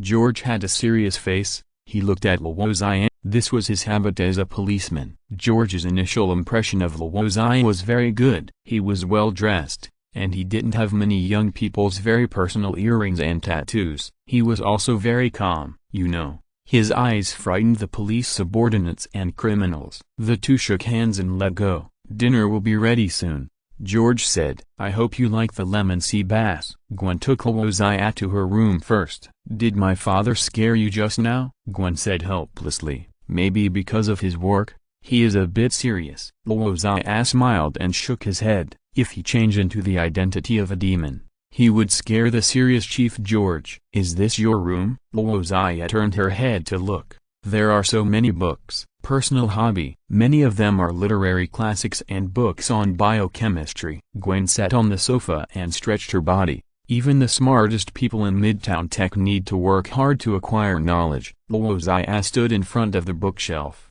100 Years of Solitude, The Cicada and the Art of Motorcycle Maintenance, A Tale of Two Cities. "I like this one very much. The Great Gatsby." Gwen pulled out The Great Gatsby that was at the bottom and handed it to Luo Xia. "Here, I give it to you, as a return gift for the flowers you gave me." Reciprocity is good, but I have read the content of this book. Luo Xia repeated the original text, then put on the golden hat. "If you can impress her, if you can jump high, please jump for her, until she shouts, 'Dear love, my love,' wearing a golden hat and jumping high. I must have you." I like the part at the end where Gatsby pursues the green light. Gwen's eyes were very gentle. "Now my impression of you has changed again. You have become more literary." Before dinner, Luo Xia distributed the gifts. Flowers were given to Gwen, a brooch was prepared for Gwen's mother, and a book was given to Director George.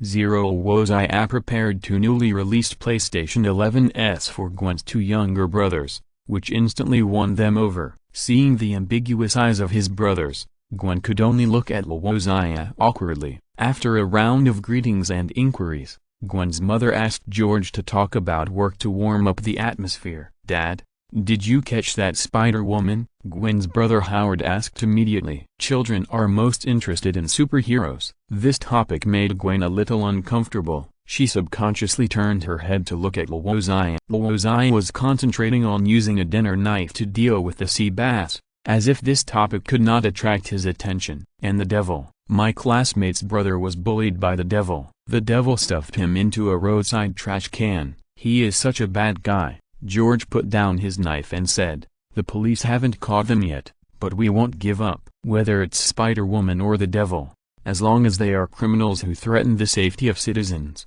the police will track them down to the end." "Who is the criminal?" "Spider-Woman is the criminal," Gwen said dissatisfiedly. "As far as I know, Spider-Woman has never violated the law, although she did make some mistakes." George was about to say something, but his wife across the table stopped him with her eyes. George still didn't refute Gwen. Recently, he and Gwen always quarreled about the topic of Spider-Woman. He could understand this. Gwen was only 17 years old and her values were not mature yet. It was normal for superheroes who worshipped women to become a little blind. "So what do you think of the devil and Spider-Woman?" George looked at Luo Xia, and he put his hands together to support his chin. Student Ricardo. Chapter 16 Lizardman. The Brooklyn Bridge was jammed with vehicles. It was the evening rush hour, and the horns were honking one after another. Drivers were venting their restless and dissatisfied mood in this way. At this time, whether you were driving a luxury supercar or an affordable private car, you could only move a few meters in the traffic in a few minutes. In a yellow taxi, Dr. Connors, who was still wearing a white work suit, looked pale. He pressed his forehead against the front seat to relieve his pain. Beads of sweat the size of soybeans slid down his head. Dr. Connors pinched his newly grown left hand with his right hand.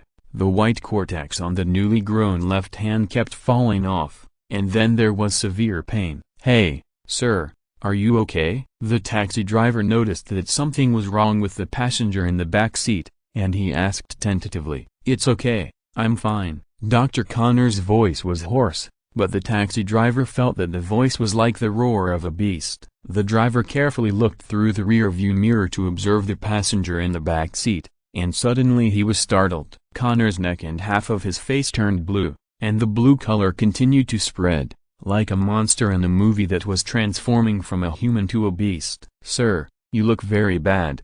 Do you want me to take you to the hospital?" the driver said boldly. "No, thank you." Connors raised his head and looked at the driver in the mirror. At this time, his face had completely turned blue. Connors pushed the door open and got out of the car, slowly walking in the traffic on the Brooklyn Bridge. "The Devil and Spider-Woman." Luo Xia paused when he cut the lemon sea bass with a knife. "Yes, what do you think of them?" George looked straight into Luo Xia's eyes, and that look seemed to see through everything. "Two anarchists," Luo Xia said lightly. He picked up a side dish of broccoli with a fork, put it in his mouth and chewed it slowly. "That's all?" George became interested. Luo Xia's answer coincided with his. "As far as I know, you young people all admire those who are powerful and free. There are many people on the internet who claim that they are righteous superheroes. Their videos of playing tricks on the police are always popular and get a lot of views and likes. The devil is a criminal. Only people with distorted values will worship criminals." Luo Xia put down the table knife and said, "Spider-Woman still has a long way to go. A real superhero will not stand on the opposite side of the police." Gwen looked at Luo Xia's serious look and almost couldn't help rolling her eyes. "Who told her that she worshipped the devil before?" Luo Xia said it with full confidence at the beginning, but now facing his father, the chief of the police station, Luo Xia changed his words again. Gwen really didn't know whether to say he was smart or a liar full of lies. George raised his drink and signaled everyone to toast. He smiled for the first time tonight. Now he was more satisfied with Luo Xia. George said to Gwen, "You should learn from his rationality and the way he looks at things." "Oh, I will, Dad." Gwen lowered her head and sighed. "If you really knew what kind of person Luo Xia was, you wouldn't let me learn from him." Dinner was going on happily, and suddenly a rapid ring of a mobile phone broke the warm atmosphere in the restaurant. George took out his mobile phone to answer it. The person on the other end of the phone just said a few words and his face darkened. After the phone was hung up, George stood up and said apologetically, "Sorry, maybe I have to excuse myself. There are some matters at the police station that I need to deal with." "Dad, is the devil coming? Is he causing trouble again?" Howard asked in a childish voice. "No, this time it's a criminal who has never appeared before." George picked up his suit. "A monster that looks like a lizard attacked the Brooklyn Bridge. There is a traffic jam on the bridge, and many citizens have not had time to evacuate." George briefly explained the situation and left. The rest of the people at the table had no intention of continuing to eat, except for Luo Xia. He was still eating with relish. Gwen's two younger brothers were attracted by the lizard monster described by their father. It sounded like a mutant similar to Spider-Woman. Gwen and her mother were worried about George. After all, they knew from the situation that the criminals the police had to deal with tonight were a bit tricky and the case was very complicated. Gwen was already thinking about how to sneak out. She had never heard of a lizard monster before, and she wanted to see it and protect her father's safety. She didn't think her father and a group of police officers could deal with the lizard man. He is always like this. He often rushes out after receiving a call from the police station when he is off work or on vacation. Gwen's mother said, This is bad in my opinion. Work and life should not affect each other. This is his duty, Mom," Gwen comforted. "Mr. George is a competent police chief," Luo Xia also said. "Okay, dinner is over. I will take you downstairs." Luo Xia. Gwen took Luo Xia's hand and left. Gwen. Mrs. Stacy was a little dissatisfied with her daughter's impolite behavior. "It's getting late and it's time to go home. I'm done eating too. Thank you for your hospitality," Luo Xia also said with a smile. He naturally understood Gwen's thoughts. "Well, you're welcome to come again next time. Remember to stay away from the Brooklyn Bridge when you go back," Mrs. Stacy said with a smile. "Also, I like the brooch you gave me very much." Gwen took Luo Xia down the elevator and finally arrived at the parking lot. "I thought tonight would be a wonderful night," Luo Xia said with a smile. "I didn't expect a damn lizard man to appear." "It's already wonderful enough," Gwen said. "My parents like you very much. You've done a good job. I've always been very likable," Luo Xia said confidently. "Then you should go to the school forum and see who is the most annoying person in Midtown Science and Technology." Gwen shook her head and said,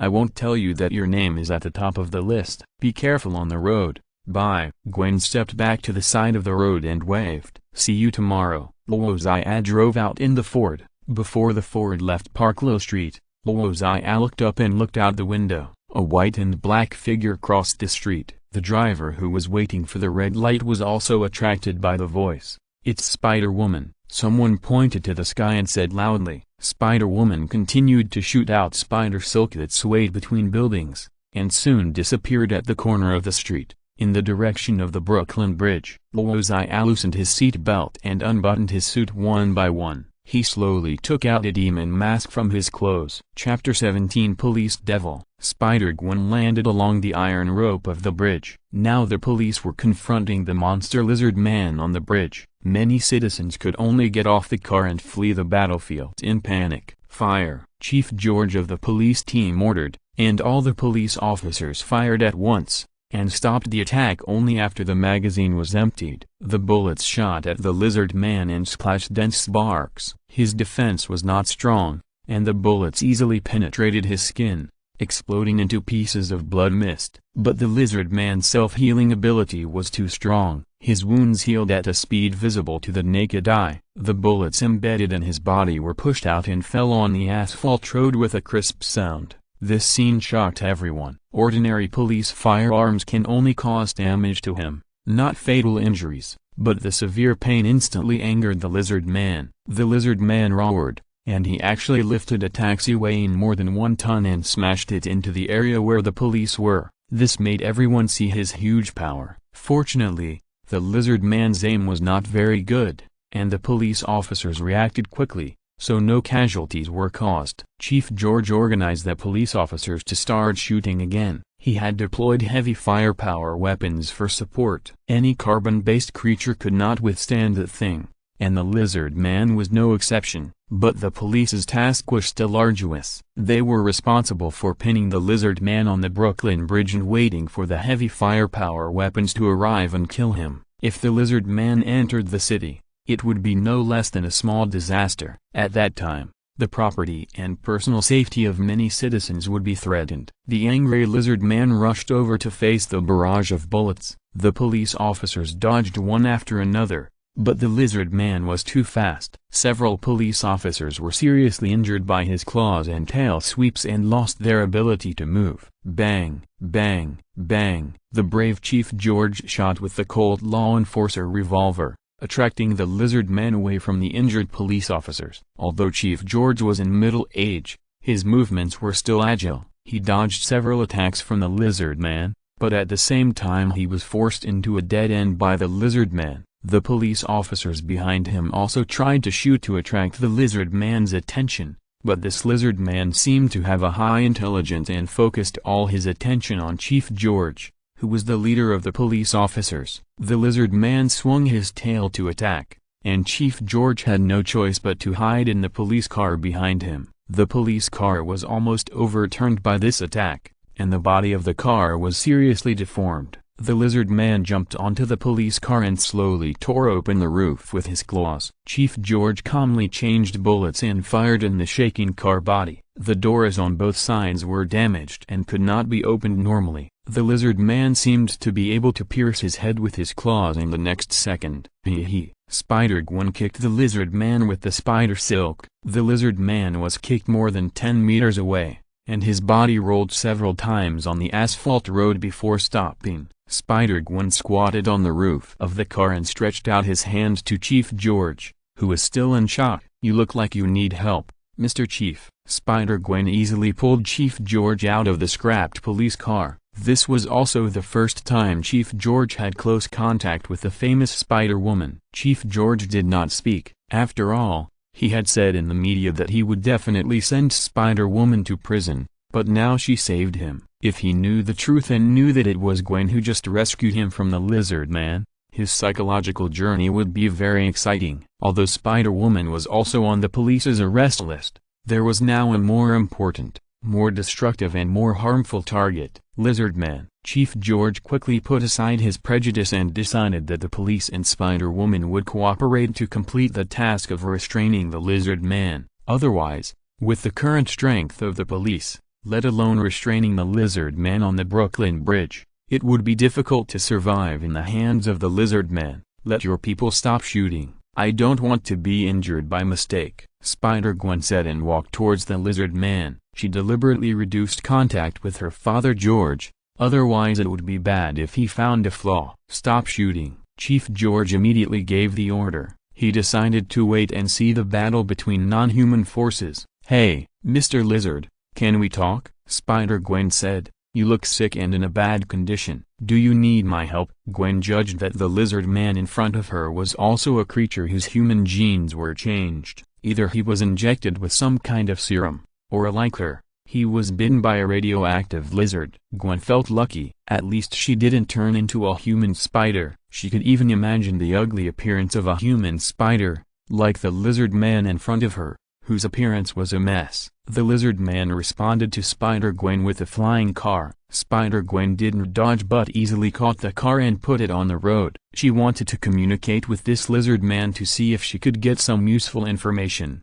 such as the reason why his genes mutated into a lizard man. "Don't damage other people's beloved cars," Spider-Gwen said. "Also, you are so rude." The two soon wrestled together. Spider-Gwen used her speed to dodge the lizard man's attacks. It was difficult for her to cause damage to the lizard man, but if the lizard man's claws landed on her body, it would leave several wounds. In this situation, the police officers wanted to help but couldn't shoot, otherwise the probability of accidentally injuring Spider-Woman was too high. The situation is very bad. It seems that Spider-Woman is not a match for the lizard man. A police officer bandaged the wound of his injured colleague while paying attention to the battlefield. The geographical location is also not good. It is impossible to deploy snipers on the bridge. Fire support will reach the Brooklyn Bridge within 3 minutes. I hope this lizard man can withstand tactical grenades and individual missiles. The police officers talked a lot. They focused most of their attention on the battle between Spider-Woman and the lizard man, and did not notice that there was one more person in the team rescuing the wounded. He fainted temporarily due to the impact on his head. "I guess there will be sequelae such as concussion," Luo Xia said to herself. As soon as the unconscious police officer opened his eyes, he saw a demon mask. Seeing the demon's face up close instantly frightened him and he fainted again. Luo Xia, dressed in a police uniform, ran to bandage the head of another police officer. His movements were extremely skillful. "Pass me the gauze, Mr. Chief." Luo Xia pushed Chief George, who was observing the battlefield next to him. "Yes. It's in that first aid kit." Chief George took out the gauze from the first aid kit and handed it to Luo Xia, then looked at the battlefield intently. Suddenly he was stunned. Chief George turned around slowly, and the scene he saw next made his face full of horror. The demon in police uniform was bandaging the head of his injured subordinate. He was still shaking his head and humming pop songs. It seemed that the demon was in a good mood tonight. Chapter 18. Are Spider-Woman and the Devil in cahoots? "Put your hands up." Chief George pulled out his pistol instantly. Luo Xia immediately raised his hands above his head, and the gauze roll fell to the ground. The injured police officer turned around in confusion, and when he saw that his colleague behind him was wearing a demon mask, He was so scared that he fell to the ground. Damn it, it was the demon who bandaged him just now. Luo Xia looked at the fallen police officer and shrugged helplessly, indicating to George that he did nothing. Don't move. I will shoot if you move again, Chief George scolded sternly. Mike, use handcuffs to lock him up. Policeman Mike calmly took out the handcuffs and trotted forward. Today is a good day. Spider-Woman and the devil get together, and we can catch a lizard man. Mike buckled one end of the handcuffs on the iron railing of the bridge, and he was ready to take down Luo Xia's raised hands. Don't try to resist, Mr. Devil. No one can escape the sanctions of the New York police. You want to lock me and the bridge together? Of course. Mike held Luo Xia's wrist tightly, and after he finished speaking, he buckled the handcuffs with his other hand, and suddenly his eyes flashed. The handcuffs were locked, but it was Officer Mike's own hand that was being held. What did you do, bastard? Mike roared. Chief George fired decisively. Although the demon and Mike overlapped in stature, he had good marksmanship and practiced at the shooting range of the police station every week. Bang, bang, bang. George emptied the magazine in an instant. These bullets should have hit the demon, but there was only air there. The demon disappeared out of thin air, and he felt a chill on his back for no reason. Woo-oo, I'm Spider-Man. All the police officers looked in the direction where the sound came from. A figure in a red and blue tights was swinging on the spider silk left by Spider-Woman, like playing on a swing. It's the demon. Just when the police officers were wondering when the second Spider-Man would appear in New York, a police officer shouted loudly. He saw the face of the figure in the red and blue tights. There was no spider hood on that face, but a terrifying demon mask. Fire! Chief George gave an order and he was the first to raise his cold law enforcer revolver and shoot. The police's firepower attack was fierce. The dense barrage of bullets could even repel the lizard man, but this attack had no effect on the demon, because he was too fast. So fast that the police officers couldn't aim. So after the police finished 3 rounds of volleys, the demon in red and blue tights was still swinging the spider silk. Mr. Police, please put down your guns. It's my turn. Luo Xia used the dragon spell to melt the place where the spider silk connected to the bridge cable, and the tough spider silk became a thin rope. Luo Xia used spider silk to tie the police officers together. His speed and strength were unmatched by ordinary police officers, even Chief George. Luo Xia used less than 5 seconds to tie more than 20 police officers into a ball, making them lose their combat ability instantly. Shit, bastard, let us go, if you don't want your head to be blown up by me. A police officer roared before he could recognize the reality. Luo Xia threw a punch, and the police officer's teeth were broken in the pain, and blood flowed from the corners of his mouth. Luo Xia shook his fist, and the horse charm quickly healed the small wound on his finger. He stood up, and the spider pattern on the chest of his red and blue uniform was particularly realistic. Do you know who I am? Luo Xia turned around and asked the terrified police officers. I am the Devil Spider. You are a criminal. Even though Chief George was in a very embarrassed state, his sense of justice did not diminish. One day I will arrest you with my own hands. Shut up, Mr. Chief, if you don't want to see my subordinates thrown off the bridge one by one. Luo Xia threatened with a smile. Chief George immediately fell silent and could only glare at Luo Xia. Detecting George Stacy's anger, villain value +50, +50, +50. Okay, Spider-Woman asked me to keep an eye on you and don't disturb her. Now my mission is completed. Luo Xia seemed to be talking to himself. Are you in the same group with Spider-Woman? Chief George couldn't help asking, his eyes full of suspicion. Of course. All the bad things I did were instructed by her, Luo Xia said seriously. Chief George was silent. He certainly would not believe the one-sided words of the demon. Although Spider-Woman was also an unstable criminal, she had never taken the initiative to cause damage or threaten the lives of citizens. The demon was different. The demon had not only damaged public property many times,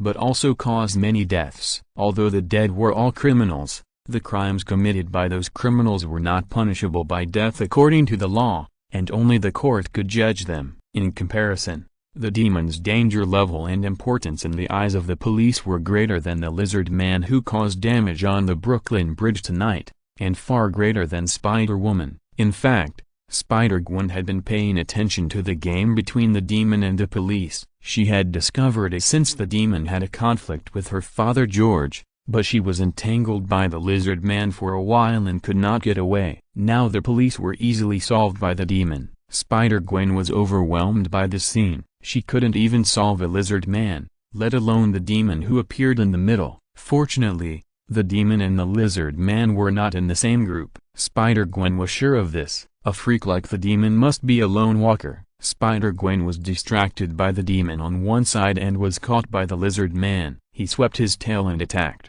and the tip of his tail cut through the air, producing a sharp whistling sound. Spider-Gwen reacted and grabbed the lizard man's tail with both hands. She wanted to shake the lizard man away with force, but the lizard man broke his tail directly and turned around to swing his claws. Spider-Gwen dodged flexibly. How disgusting! Spider-Gwen shook off the still-moving lizard tail and stepped aside. The lizard man's broken tail quickly grew a new tail. This powerful self-healing ability gave Spider-Gwen a headache. It was obvious that she could not solve the lizard man in front of her with her strength alone. "Good evening, Miss Spider." Gwen felt terrible when she heard this voice. She shot Spider Silk to cover the lizard man's eyes and kicked him away again with a flying kick. "Well, you don't look well at all. Do you need help?" Luo Xia said as she approached. Gwen was filled with hatred when she saw the devil. She would never forget the prank that the devil played on her by taking off her spider mask on the rooftop of a high-rise building.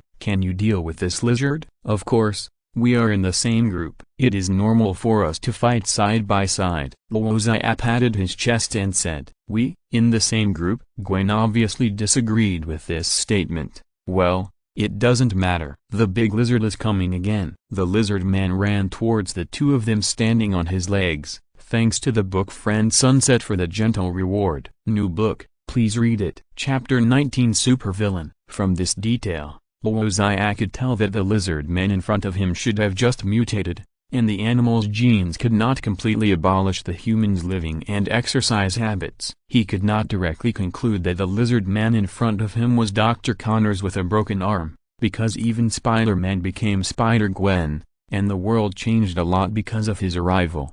However, he could confirm one thing, that Peter Parker gave the decay rate algorithm formula left by his father to Dr. Connors, and Dr. Connors was able to create a mutant serum with lizard genes. So the lizard man in front of him might be Dr. Connors himself, or he might be a human experiment subject used by the Osborn group. The lizard man's attack was very primitive, with only claws and a long tail. Luo Xia looked at the lizard man running over and raised his right hand, and a dragon-shaped totem was slowly lit up. Dragon Mantra Explosion. Luo Xia fully activated the power of the Dragon Mantra, and a huge column of light and flame shot out, instantly blowing the lizard man away. Gwen couldn't help but move away. The moment Luo Xia raised his hand, her spider sense called the police. Even though Luo Xia's target was not her, the power of the dragon spell far exceeded the firearms carried by the police, leaving a charred mark on the lizard man's chest. But as the lizard man screamed in pain,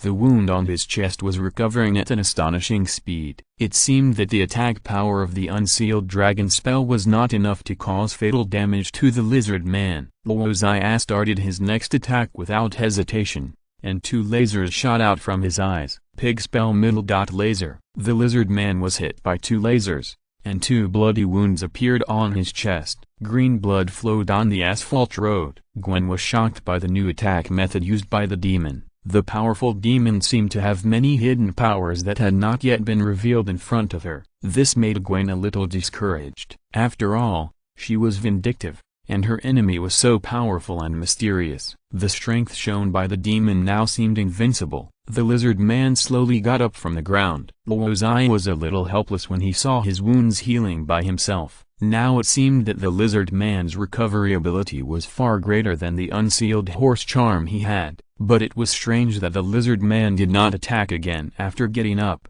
but retreated cautiously. Luo Xia was still confused, and suddenly heard the voice of the system. Detecting the fear of the lizard man, the villain value plus 200, plus 200, plus 200. Luo Xia was stunned. The villain value he gained from the lizard man was far greater than the gains when he played tricks on the police before, and was even only slightly weaker than the villain value he gained from Spider-Gwen. Smart Luo Xia has begun to analyze. Either the Lizardman has more roles in the Marvel universe than the passerby police officers, but a more reasonable explanation is that the acquisition of villain value is determined by the individual strength of the target. For example, there are obvious differences in the villain values that Luo Xia obtains from the school bully, criminals, and police officers. It seems that the villain system should be called the supervillain system. Now Luo Xia can't help but focus on superheroes, and also pay attention to the other minor villains. For example, the steel rhinoceros and Sandman that will appear later are not only criminals, but also moving treasures. If you catch these villains, Luo Xia will sooner or later achieve the freedom of villain value. Hey, Mr. Devil, the Lizardman is going to escape, Gwen reminded. Luo Xia came to his senses, and the Lizardman had retreated to the side of the bridge. It seemed that he wanted to jump into the river under the bridge to escape. The Lizardman looked at Luo Xia warily. The power of the dragon spell and the pig spell just now had left him with a psychological shadow. The Lizardman knew that if the demon in front of him attacked like that a few more times, he would definitely die on the Brooklyn Bridge. The Lizardman grabbed the guardrail on the bridge, turned around and jumped off the bridge. A few seconds later, there was a huge sound of falling into the water. Spider-Gwen stood on the bridge and could only helplessly watch the waves slowly subside and the Lizardman's figure completely disappeared. "Why don't you leave him?" Gwen asked. "He is very aggressive and lethal. Ordinary people have no room to resist him when they meet him." "Sorry, Miss Spider, I'm not a New York policeman. It's not my duty and mission to arrest criminals." Luo Xia spread her hands and said nonchalantly. Gwen seemed to be able to see the smiling face through the demon mask. She just wanted to punch the demon's ugly face. This demon really deserves a beating. Suddenly Luo Xia flashed to Gwen's side. Gwen was grabbed by Luo Xia's shoulder just as she was about to dodge. "That's your father. The duty and mission." The demon leaned close to Spider-Gwen's ear and whispered. Gwen reacted instantly. The demon had seen her face and probably knew her true identity. It was normal to trace her father to George Stacy, the commissioner of the New York City Police Department. Gwen felt a chill on her back. She tried her best to control her impulse to shoot Spider Silk to tie up the demon. After all, the demon was too fast, so fast that it could crush her. Hearing the sound of the villain value continuing to grow, Luo Xia smiled with satisfaction. His evil move was indeed very effective. "What do you want to do?" "I don't want to do anything." Luo Xia turned and stepped back. "The police support has arrived. Now the lizard man has jumped off the bridge and escaped. Do you think they will arrest Spider-Woman who was helping them fight against the lizard man just now?" Gwen watched the demon disappear. She did not attack the demon from beginning to end. After the demon's reminder, Gwen noticed that there was a sound of helicopter propellers turning in the sky. It was the armed helicopter called by her father,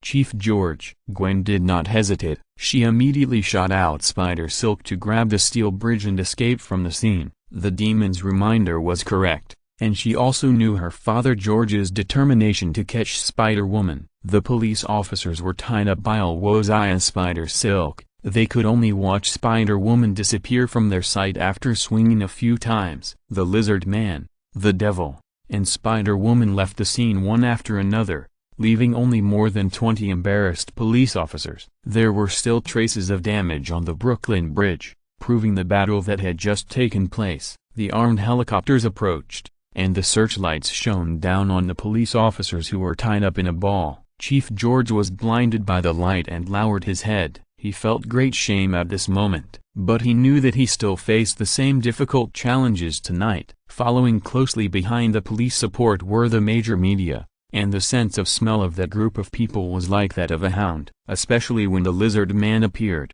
The Brooklyn Bridge was facing a traffic jam and there were many eyewitnesses. Who knows what kind of bizarre news those media would make up. Chapter 20 Norman Osborn. It was 11 o'clock at night. The glass door was open, and a row of wet footprints on the wooden corridor extended into the house. Moonlight shone in from the huge French windows and hit Dr. Connor's face. He looked like he had just been pulled out of the water, with water stains on his hair and face, and the white coat he had just put on was also soaked in water. Dr. Connors sat in a messy home laboratory. This was where his life's research efforts were stored, And of course, there were also research results that had made significant progress recently. But tonight it seemed like it had been looted, with book pages and printed paper scattered all over the floor. The safe was violently broken open, and even the computer's hard drive was disassembled and taken away. Dr. Connors sat calmly in the chair, but the skin on his neck had turned green, and he continued to take deep breaths to keep himself calm. He picked up the landline on the table and dialed the number. Although he already had a guess, he still had to verify it. "It's me, Kurt Connors, who came to my house tonight. Good evening, Dr. Connors. Your visitors are Mr. Peter Parker and Mr. Vanita Reddy." Dr. Connors hung up the phone and continued to call Reddy. The call was quickly connected. "You stole my information, data, models, equations, experimental results, serum. You stole everything," Dr. Connors said in a deep voice. Reddy heard Dr. Connors' anger, but he didn't care. "Doctor, you seem to have forgotten that it was the Osborn Group that funded your continued research over the years, but we can't see any return from you. Mr. Norman has no time to wait." Reddy's words were extremely harsh. "Those things don't belong to you, but to Norman Osborn. Now I just took everything back from Mr. Norman." Dr. Connors continued to take deep breaths, and he tried his best to suppress some crazy and bloody ideas that popped up in his mind. "Listen, Reddy, that formula is immature, and there are also big problems with the serum." Dr. Connors almost yelled into the phone. "I have tested it, and the serum is defective." "So what?" Reddy smiled contemptuously. "We have called on the best biological research team in the Osborn Group. I think as long as there are enough test samples, we can always correct the wrong formula and optimize the perfect serum that can treat Mr. Norman. You can't start human trials." Dr. Connors was trembling all over. "That will kill many people and create more monsters." "Who cares?" Reddy smiled and said. "They should be proud of being able to participate in the evolution of humans. This will be a milestone in scientific research, but unfortunately, none of this has anything to do with you, Dr. Connors." Dr. Connors listened to the busy tone coming from the phone, and after a long time, the phone receiver was crushed by him. Slowly, his face became particularly hideous, and his skin turned blue again. The first thing that changed was the newly grown left hand, which turned into the front claw of a lizard. His body grew at a speed visible to the naked eye, and his wide work clothes were slowly torn apart. Vanita Reddy, Norman Osborn. Connors, who had turned into a lizard man again, repeated over and over again.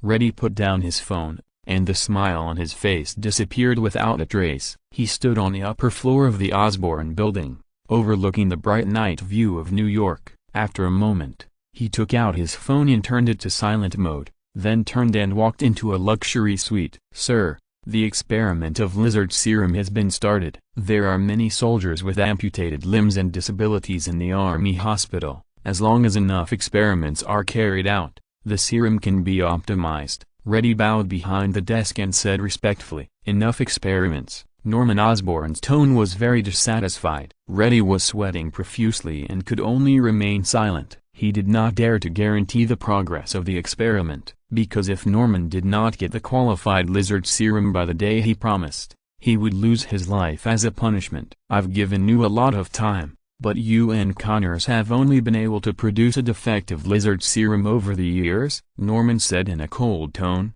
"I can only give you one last month. If you still disappoint me, then please inject the lizard serum as a pioneer." "Yes." Reddy could only bow. He was sweating all over due to the high tension and fear. "Connors' awareness is much higher than yours." Norman turned his head and looked at the picture plate on the big screen hanging on the wall and said, "Because of his bravery, he was also rewarded." The screen was playing the scene of the lizard man fighting the police and Spider-Woman on the Brooklyn Bridge tonight. Even though the lizard man was hit by the police's hot weapons again and again and his tail was broken by Spider-Woman, he could heal the injured parts in a short time. This self-healing ability is envied by all humans who are tortured by illness. Although turning into a lizard is ugly and disgusting, it has gained health and strength after all, Norman said to himself. Under the light, the green glass test tube beside him reflected a seductive light. It was a lizard serum. "What about the research on mutant spiders?" Norman asked in a low voice. "It has been declared a failure." Reddy bowed again.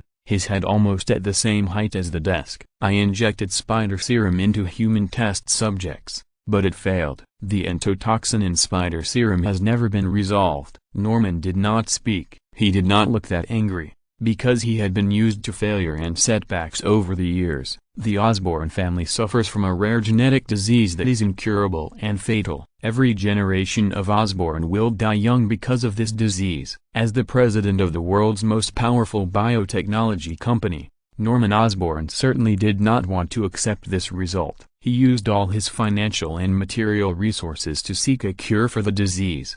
The most feasible method is to use cross-species gene transfer technology to extend life. In these years, he has studied the genes of many species and tried to create a perfect serum to extend his life, but so far all projects have failed. So the failure of the spider serum this time was also within his expectations. After all, even the mutant spiders cultivated in the experiment had a large-scale death case. Have you found out the cause of the large-scale death of mutant spiders? Norman asked lightly. According to surveillance, 2 people illegally entered the lab at that time. Reddy breathed a sigh of relief. One of them was the intern leader of Connor's team, Gwen Stacy, and the other was a student at Midtown Institute of Technology. Reddy said slowly, and we noticed that since that time, there has been a superhero named Spider-Woman on the streets of New York. Thanks to the book Friend Cheyenne Kiki and Duo for the reward. Chapter 21 Strange Peter. Latest news.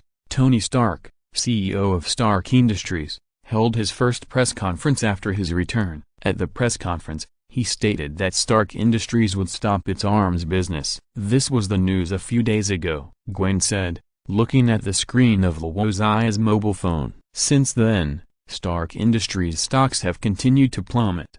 I took the opportunity to enter the stock market and made a fortune. Making a fortune? Then can you treat me to hot dogs and grilled wings today? Luo Xia smiled at the phone. Looking at the handsome Tony Stark in the picture, he seemed to see a spell that was unsealed again. Tony should still be in seclusion to develop the Mecha Mark II. At this time, the iron suit is still very weak. It only has the flight function, the incendiary bomb launcher device and the flight stabilizer and impact laser cannon placed in the palm. Luo Xia is already thinking about when to come to the door. After all, Tony will be very busy in the future. He has to deal with the backstabs within the company and the harassment of Congress and S.H.I.E.L.D. Fortunately, the demons don't have to line up to come to the door. What are you thinking about? Gwen pushed Luo Xia. You are distracted. Although you are talking to me, you are distracted when you look at this old man. Luo Xia's smile disappeared immediately.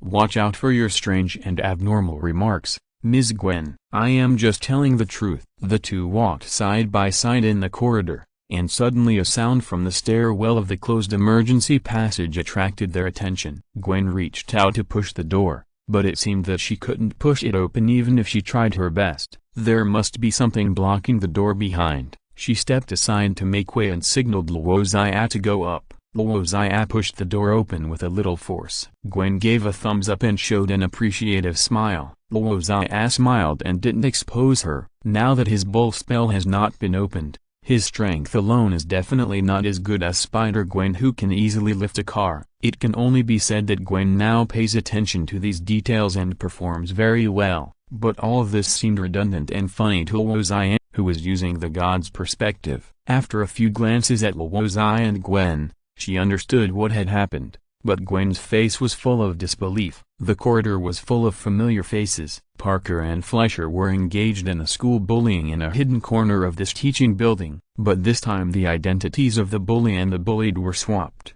Parker lifted Fleischer up with one hand and held him against the wall. Fleischer's face was full of bruises and blood was flowing from the corners of his mouth. It seemed that Fleischer had been beaten up. Peter Parker, Gwen exclaimed. No matter who saw this scene in Midtown Technology, they would find it unbelievable. When did Fleischer, the former school bully, become a weak person who could be bullied by everyone? And the one who abused Fleischer was the one he had bullied before. Gwen couldn't believe what was happening in front of her. She also had a certain impression of Peter. He was full of justice, but impulsive and a little thin. In her opinion, Peter could not beat Fleischer up, either physically or in character. Luo Xia stood there with his arms crossed, watching. It seemed that even if Spider-Man was not the protagonist, he would still have a lot of roles. Although Peter Parker did not become Spider-Man, he also had other adventures and gained other powers. Luo Xia immediately had many speculations about Peter's power.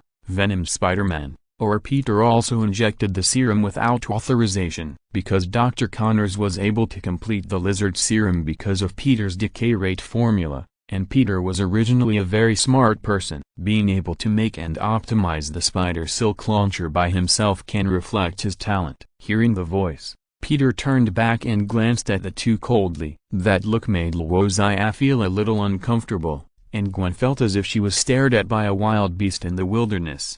Dangerous, cold and iron-blooded. Fleischer heard the voice as if he saw a savior, but before he could call for help, Peter threw him down and went down the stairs until he disappeared from his sight. Fleischer climbed up with difficulty. He looked at Luo Xia next to Gwen and decided to go down the stairs as well. After all, Rasha is a lunatic and a freak who is not easy to mess with. And when did Peter Parker become a freak too? Fleischer felt that he had seen hell today. He was actually tricked by Peter, this poor guy, into the safe passage and beaten up. If this got out, he would definitely be laughed at by others. Gwen and Rasha looked at each other and retreated to the corridor tacitly. Did I see it right just now? Gwen turned to look at Rasha. Peter beat Fleischer up, and then they saw us and ran away again? Or was it my eyes that were blurry, and it was actually Peter who got beaten up? You didn't see it wrong. Peter picked up Fleischer with one hand and beat him up. If we hadn't ruined his good thing, Fleischer would probably have been kneeling on his knees begging for mercy. Rasha threw a combination of punches in the air, right straight punch, left hook, and elbow strike. He fought very vigorously, as if he had just beaten Fleischer again. You seem very happy? Gwen was puzzled. What else can we say that we ruined his good deeds? If we continue to fight, Peter will be committing a crime. The crime is also a way to get back at Fleischer. Luo Xia shrugged and said, I am happy for Peter. Don't you think it is interesting to see a weak person fight back and beat up the school bully who once bullied him? It is inspiring and exciting. Not really. Gwen waved her hand and was about to speak, but Luo Xia predicted and spoke first. Abuse of violence is wrong. Luo Xia imitated Gwen's tone and said, demons are wrong, Spider-Woman is wrong, and all violence is wrong. Spider-Woman is righteous. Gwen retorted, she has never abused violence. The two chatted and quickly changed the topic, but they both tacitly remembered the episode that just happened. Peter's sudden change aroused Gwen's curiosity. What happened to him that could greatly improve his physical fitness and change his personality? Gwen recalled the look Peter gave them in the hallway, which was so cold that it was not human. She had a bad feeling in her heart. After they left the campus, they walked together for a while. Gwen, who got a cup of soup from Stark Industries, generously treated Luo Xia to hot dogs and grilled wings. After separating from Gwen, Luo Xia went all the way back home. He stood behind the curtains and watched the black car slowly leaving. The car followed him from the school gate to his home. Luo Xia was not like Spider-Man, who had a girlfriend, Uncle Ben, and Aunt May. Spider-Gwen had parents and relatives to tie him down. He was alone and naturally not afraid of his identity being exposed. Even if the whole world knew that he was a demon, it didn't matter. Keeping his identity secret was just to make the game more fun, but he was very upset that someone was actually plotting a conspiracy about him. Luo Xia put on a demon mask and followed. If you're listening to this novel on a channel other than Fanfic World, it means they downloaded and uploaded it without effort. We cordially invite you to visit our channel, Mundo Fanfic Novelist. There you'll find the original version of this story and you can explore many other novels of various genres. We are waiting for you to immerse yourself in a world of incredible novels. Chapter 22, Listening to the Devil's Secret. Luo Xia followed the black Audi until it drove into the underground garage of the Osborn Group headquarters. It was the people of the Osborn Group who were targeting him. Luo Xia realized instantly that they must have discovered that he had entered the Osborn headquarters and the confidential mutant spider research laboratory. It seemed that Gwen was also under surveillance, but with her vigilance, she probably discovered it, so Luo Xia was not worried. Luo Xia continued to follow into the underground garage, and then took the elevator with the man in the black suit to the 50th floor of the Osborne building. The man in black swiped the access card to enter an office area, and he went directly to the innermost office. The office was very spacious, with luxurious decoration, and one person sat inside and outside the desk. Gwen Stacy is fine. I have deployed surveillance near her. If I find any trace of Spider-Woman, I will report it immediately, the man in black was reporting, but the hope should be very slim. After my investigation, there is no evidence or trace to show that she has any relationship with Spider-Woman. The evidence is dug out. Reddy's attitude did not change at all. Tell your people to be careful. If she is really Spider-Woman, she may have discovered you, or even tracked you back. It is possible that she is hanging upside down outside the window and eavesdropping on our conversation. Yes, the man in black glanced at the window subconsciously. If the three of them observe the sofa in the office now, they will find that the cushion and backrest of the sofa in the middle are concave, and the shape is just like a person trapped in it. Luo Xia is lying comfortably on the sofa invisibly, eavesdropping on the conversation of the three people. You design a meticulous plan to kidnap her. Whether it succeeds or not, we will get the answer. Reddy's face was fierce. Remember to be cautious. Her father is George Stacy, the chief of the city police department. I don't want the Osborne group to get involved. Yes. What about the other person? Reddy did not miss any clues. The information shows that his name is Ricardo Luo. He is now an orphan and lives alone in Queens. He has no abnormal behavior. The man in black pushed his sunglasses. But there is one thing that is very strange. On the day he entered Osborne, I didn't find any information about him on the access control at the entrance. There was only a surveillance record when he went out. Gwen Stacy was standing next to him at the time. This is abnormal. Reddy frowned and said, the defense system of the Osborne headquarters is not something that an ordinary high school student can crack, unless he flew in. Otherwise, there will definitely be records. But Spider-Woman is a woman. Idiot. Spider-Woman is not the only one with superpowers in New York. Reddy cursed. Yes, there is also a demon. The man in black understood instantly, and suddenly he was stunned, and turned stiffly to look at the place where the voice came from. Who is talking? Reddy had already taken out the pistol under the desk. I hate stupid people. I hate you, sir. Luo Xia closed the snake spell, and his figure slowly appeared. I have introduced myself. The faces of the three people all changed. They looked from the side and saw a young man in a sophisticated black suit sitting on the sofa. His back was straight and he looked very elegant. If you don't look at his face, if you look at his profile, the half-demon mask can make you feel scared. The three people have also heard of the demon who is now famous in New York. The demon turned around and smiled at them. Reddy raised his gun and shot. He didn't have time to think about why the demon appeared in his office,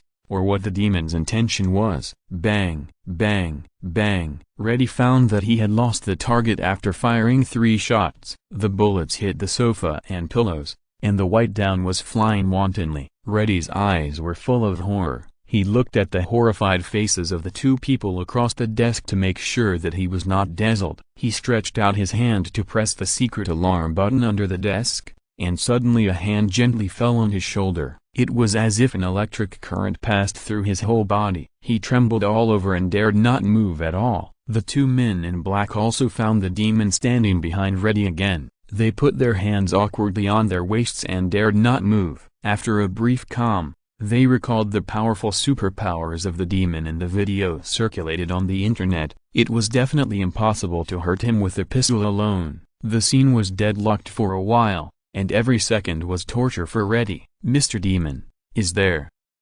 anything I can help you with? He pretended to be calm. Just you? You are so stupid and weak. What can you do to help me? You should ask me why I came. Luo Xia was very dissatisfied. Well, these are not important. Now I have a few secrets. Are you willing to listen? Of course. Reddy, who was sweating profusely, immediately expressed his attitude. I am willing to listen to your secrets. Gwen Stacy is Spider-Woman, Luo Xia said lightly. The pupils of the three people dilated slightly. Even if they had such guesses before, they would still be surprised when they really heard this information. But in the face of fear at this moment, That surprise was insignificant. Luo Xia raised his right hand and pointed it at a man in black. Bang! The man in black fell to the ground. A hole appeared in his chest. His heart, flesh and bones were instantly vaporized in the high temperature. Reddy and the other man in black were already extremely frightened. A chill rose from the soles of their feet to their foreheads.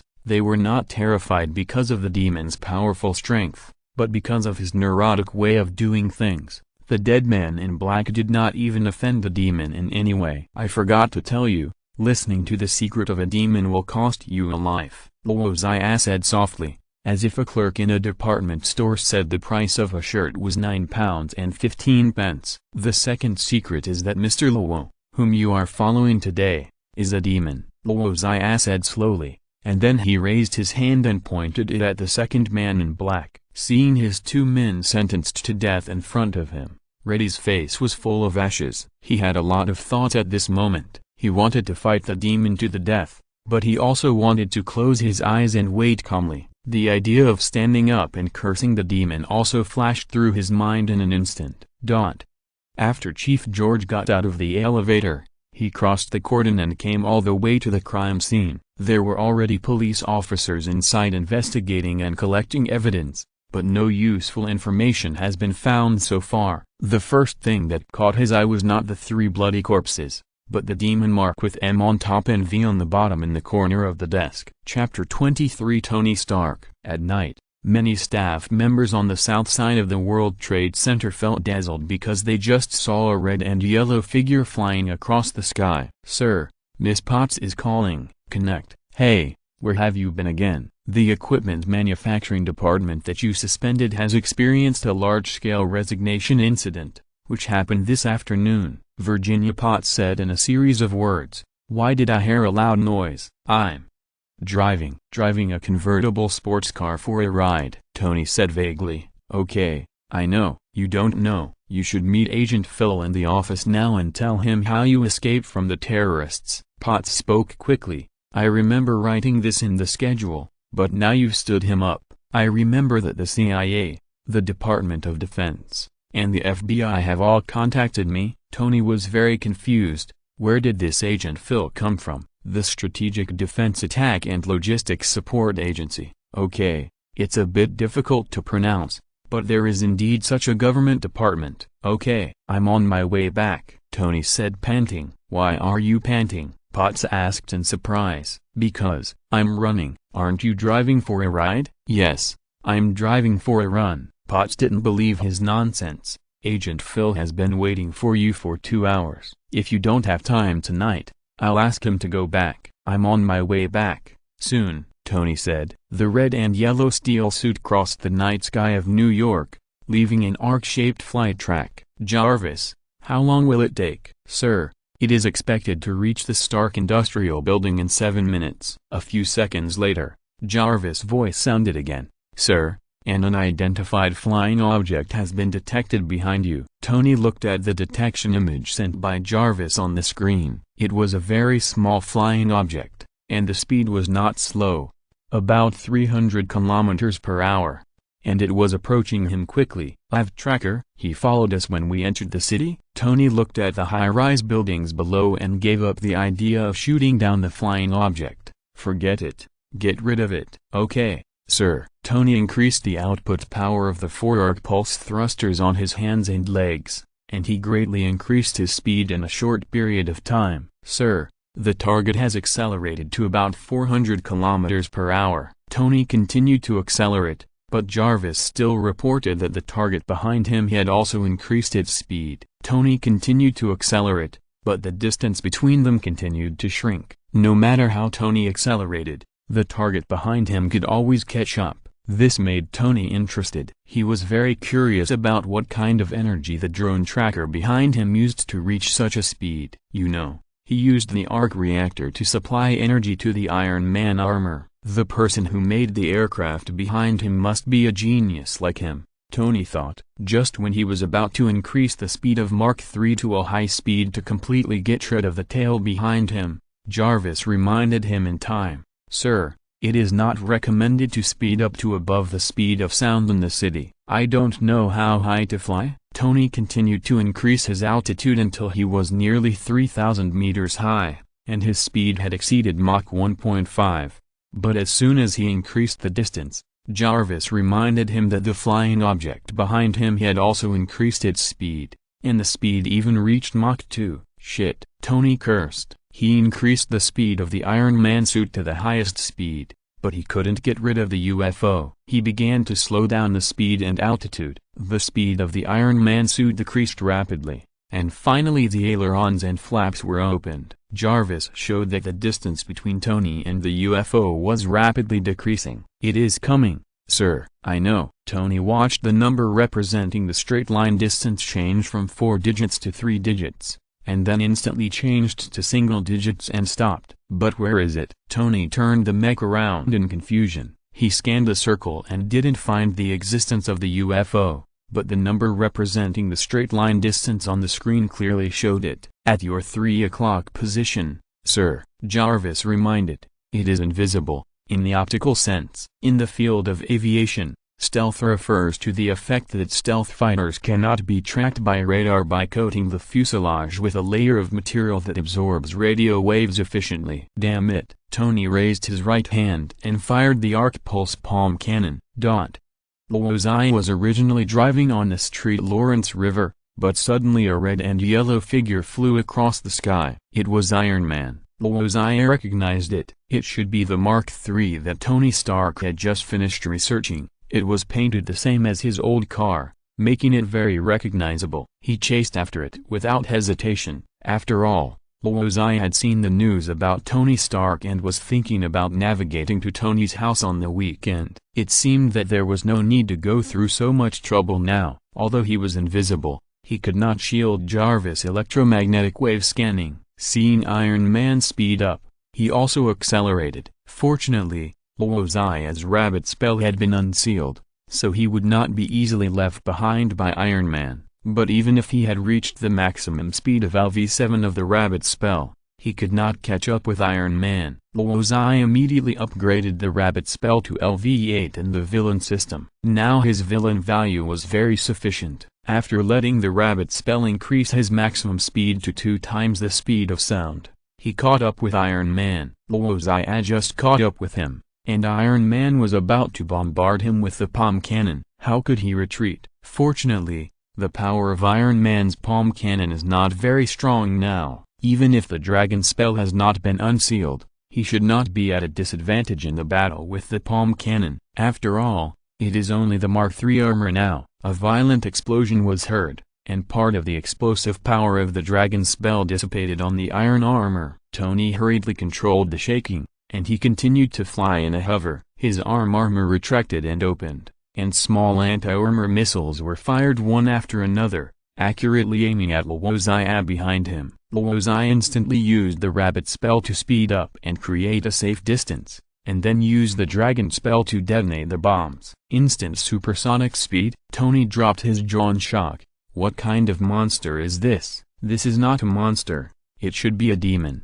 Jarvis showed Tony the pictures of the demon circulating on the internet. Based on his abilities and fighting style, he should be a demon, a very famous criminal in New York. Tony quickly browsed through the reports about the demon one after another. Oh my god, so many things happened in New York during the more than 2 months I was imprisoned in the desert. Why didn't anyone tell me? Tell me that there are such interesting people as demons and Spider-Woman in this city? Chapter 24, Unsealing the Talisman. The flames after the explosion dispersed, and the demon flew out. At just one glance, the strange demon mask left a deep impression on Tony, far more shocking than looking at pictures and video materials. Good evening, Mr. Devil. Tony controlled the iron armor to slowly retreat. What do you want to talk to me about? Make friends. Luo Xia smiled. Okay. Like you and Spider-Woman, I like making friends the most, but this is my first time making friends with a demon. Tony lied.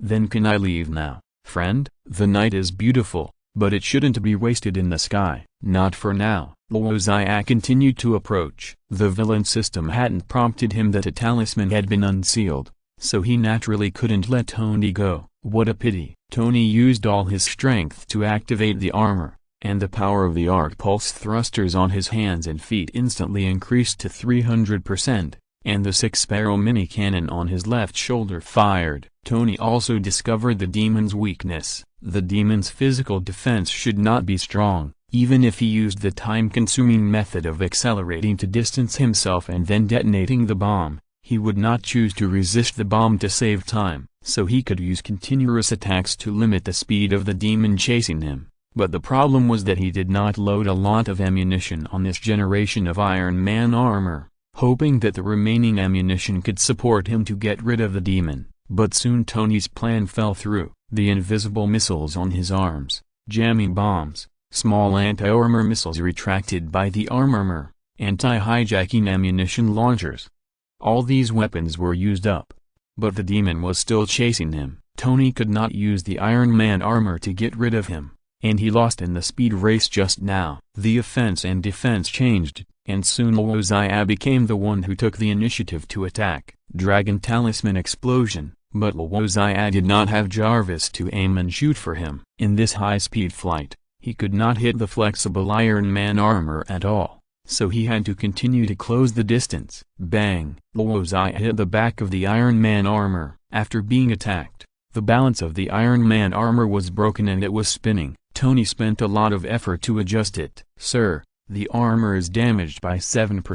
Luo Xia continued to attack, although Tony kept dodging. His attack frequency was very high and the number of hits kept increasing. Sir, the armor is damaged by 16%. Sir, the armor is damaged by 32%. Now I can understand what demon fear means. This damn demon. Tony was also confused. He just came out for a walk. How did he get involved with the demon? Jarvis, can you help me raise the white flag? It looks like our situation is very bad. Sorry, sir. The other party can't receive my communication, Jarvis reminded. It is recommended to descend now to prevent the armor from being damaged too much and crashing. Luo Xia looked at the other 11 spells that were motionless. He was ready to dismantle Iron Man's armor. Pig spell middle dot laser. Luo Xia shot 2 lasers from his eyes, sweeping from Iron Man's left foot to his back. The arc pulse thruster on the left foot of the Iron Man suit was seriously damaged. Iron Man's descending body was spinning and shaking rapidly. Even if the Mark III was equipped with a flight stabilization system, it would take some time to regain balance. Sir, the armor is 62% damaged and can no longer support high-speed flight. Jarvis warned again. The Iron Man armor was still falling, and even hit the corner of a building after leaving the high altitude. Just when Luo Xia thought that Iron Man was going to crash and die early, the Iron Man armor drew an arc and flew high again. Tony felt dizzy in the armor, and the violent shaking almost shook out the food in his stomach. Fortunately, the flight stabilization system he equipped the armor with was advanced enough to stabilize it before falling to the ground. Luo Xia continued to fly closer. Detected Iron Man's mild fear. Villain value plus 200, plus 200. Plus 200. Detected Iron Man's mild anger. Villain value plus 200, plus 200, plus 200. Detected Iron Man's severe tension. Villain value plus 300, plus 300, plus 300. Tony has just put on the Iron Man suit, but in fact he is still just a playboy. Mr. Devil, my dear friend, Tony said, I think we should sit down and have a good talk. How about going to my place, Stark Industries? Luo Xia suddenly stopped because he heard the system prompt sound. Detected superhero Iron Man. The Dragon Talisman has been unsealed and can be upgraded with villain value. Try to make Iron Man have negative emotions. More surprises are waiting for your exploration. Okay, I'll go to Stark Industries to find you next time. Luo Xia flew away in an instant after saying that, leaving Tony with a confused face. Jarvis turned on the radar scan. Is he really gone? Isn't he invisible? Tony was a little crazy. Then why did he follow me all the way and dismantle my armor? Radar scan completed. The target demon is speeding away. It is now 1.3 kilometers away from you. Jarvis' voice sounded. Is he scared by the name of Stark Industries? But Tony overturned this ridiculous idea. The demon is not only a wanted criminal by the New York police, but the CIA and the FBI are also secretly investigating his identity. Although Tony was puzzled, it was always good to escape from the hands of the demon. He controlled the heavily damaged steel armor and flew away shakily. On the other side, Luo Xia, who had completed his goal, opened the system panel. He chased Iron Man tonight just to unseal a spell. The amulet was so powerful after it was unsealed that even the rabbit spell brought him a qualitative change. He didn't expect Iron Man to be able to unseal the dragon spell. The dragon spell is undoubtedly the absolute core spell and the most powerful one among the 12 spells. The power of the dragon talisman is divided into two types: the power of explosive flames and infinite energy. The dragon talisman is also the source of power for the other 11 talismans. It is hard to imagine how huge the improvement will be after he upgrades the dragon talisman this time. The fluorescent blue 3D interface appears, and the badge of the dragon talisman has been lit up. Dragon talisman LV1. Upgrading to LV2 requires 10,000 villain points, greatly increasing the power of the explosive flame force. Seeing that the dragon talisman requires 10,000 villain points to upgrade from LV1 to LV2, Luo Xia couldn't help but complain that this system is really a pitfall. After all, the previous rabbit talisman only requires 1,500 villain points to upgrade to LV2. I don't know whether the more talismans are opened later, the more villain points are required to upgrade, or the more powerful the talismans, the more villain points are required to upgrade. Fortunately, Luo Xia enjoys the profession of demon and works hard, and he has never consumed villain points. Now his villain points have been stored to more than 100,000. He upgraded and upgraded again, and he upgraded the dragon talisman to LV6, spending a total of 100,000 villain points. At this moment, his villain point balance was only over 10,000. And the next upgrade of the dragon talisman to LV7 would require 35,000 villain points. Chapter 25 Spider Beast. Gwen climbed up to the rooftop of a tall building and looked down at the entire Queens. She recalled the address in her mind: 20 Ingram Street, Forest Community, Queens, New York. This is Peter Parker's address. Gwen found this information by cracking the school's database. Before coming, she also searched for this address in the police system of her father's computer, which showed that the registered person of this residence was Ben Parker, which confirmed the authenticity of the information. Gwen jumped down, letting her body do free fall and feel the pleasure of falling at high speed. After a few seconds, she shot out spider silk to stop her body suddenly. The scene of Peter bullying Fleischer in the corridor shocked Gwen greatly. She was sure that something had happened to Peter, and it was this experience that gave him the power beyond ordinary people. It was like she was bitten by a mutant spider and gained power to become Spider-Woman. She didn't think it was wrong for Peter to gain power, but it was a pity that Peter seemed to have lost his original sense of justice because of gaining power. It's not just his bullying of Fleischer, but also his fierce and cold eyes like a wild animal. Maybe it's Gwen's curiosity,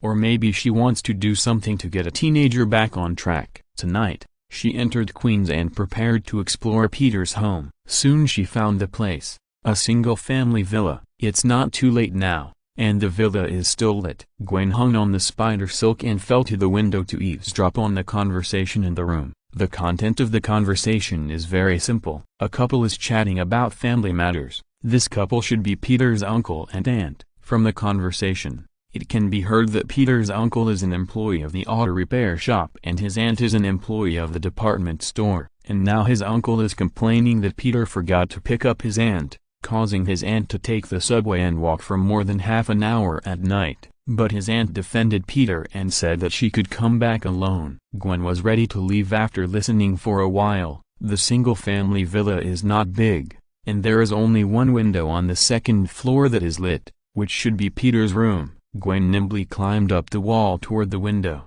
Just when she came to the window and was about to look out, something strange happened! The spider sense gave an alarm. Gwen jumped away without any hesitation. She shot out spider silk in the air to stabilize her body. Roar! A monster rushed out from the side, biting the corner of the wall with its bloody mouth. If Gwen hadn't reacted quickly, the monster's attack would have locked her to death. Gwen hung on the spider silk to keep a safe distance, and then she had the opportunity to look back and carefully observe the appearance of the monster. It was a humanoid spider monster. He still retained a human torso and limbs, but his head had become an ugly and disgusting giant spider head. 8 thin and sharp legs stretched out from his back, which looked very deterrent. Spider-Orc? Gwen was a little surprised. We are both spiders. Why are you so disgusting? The Spider-Orc seemed unable to communicate with language, or he had no intention of talking to Gwen at all. After Gwen dodged his fierce attack,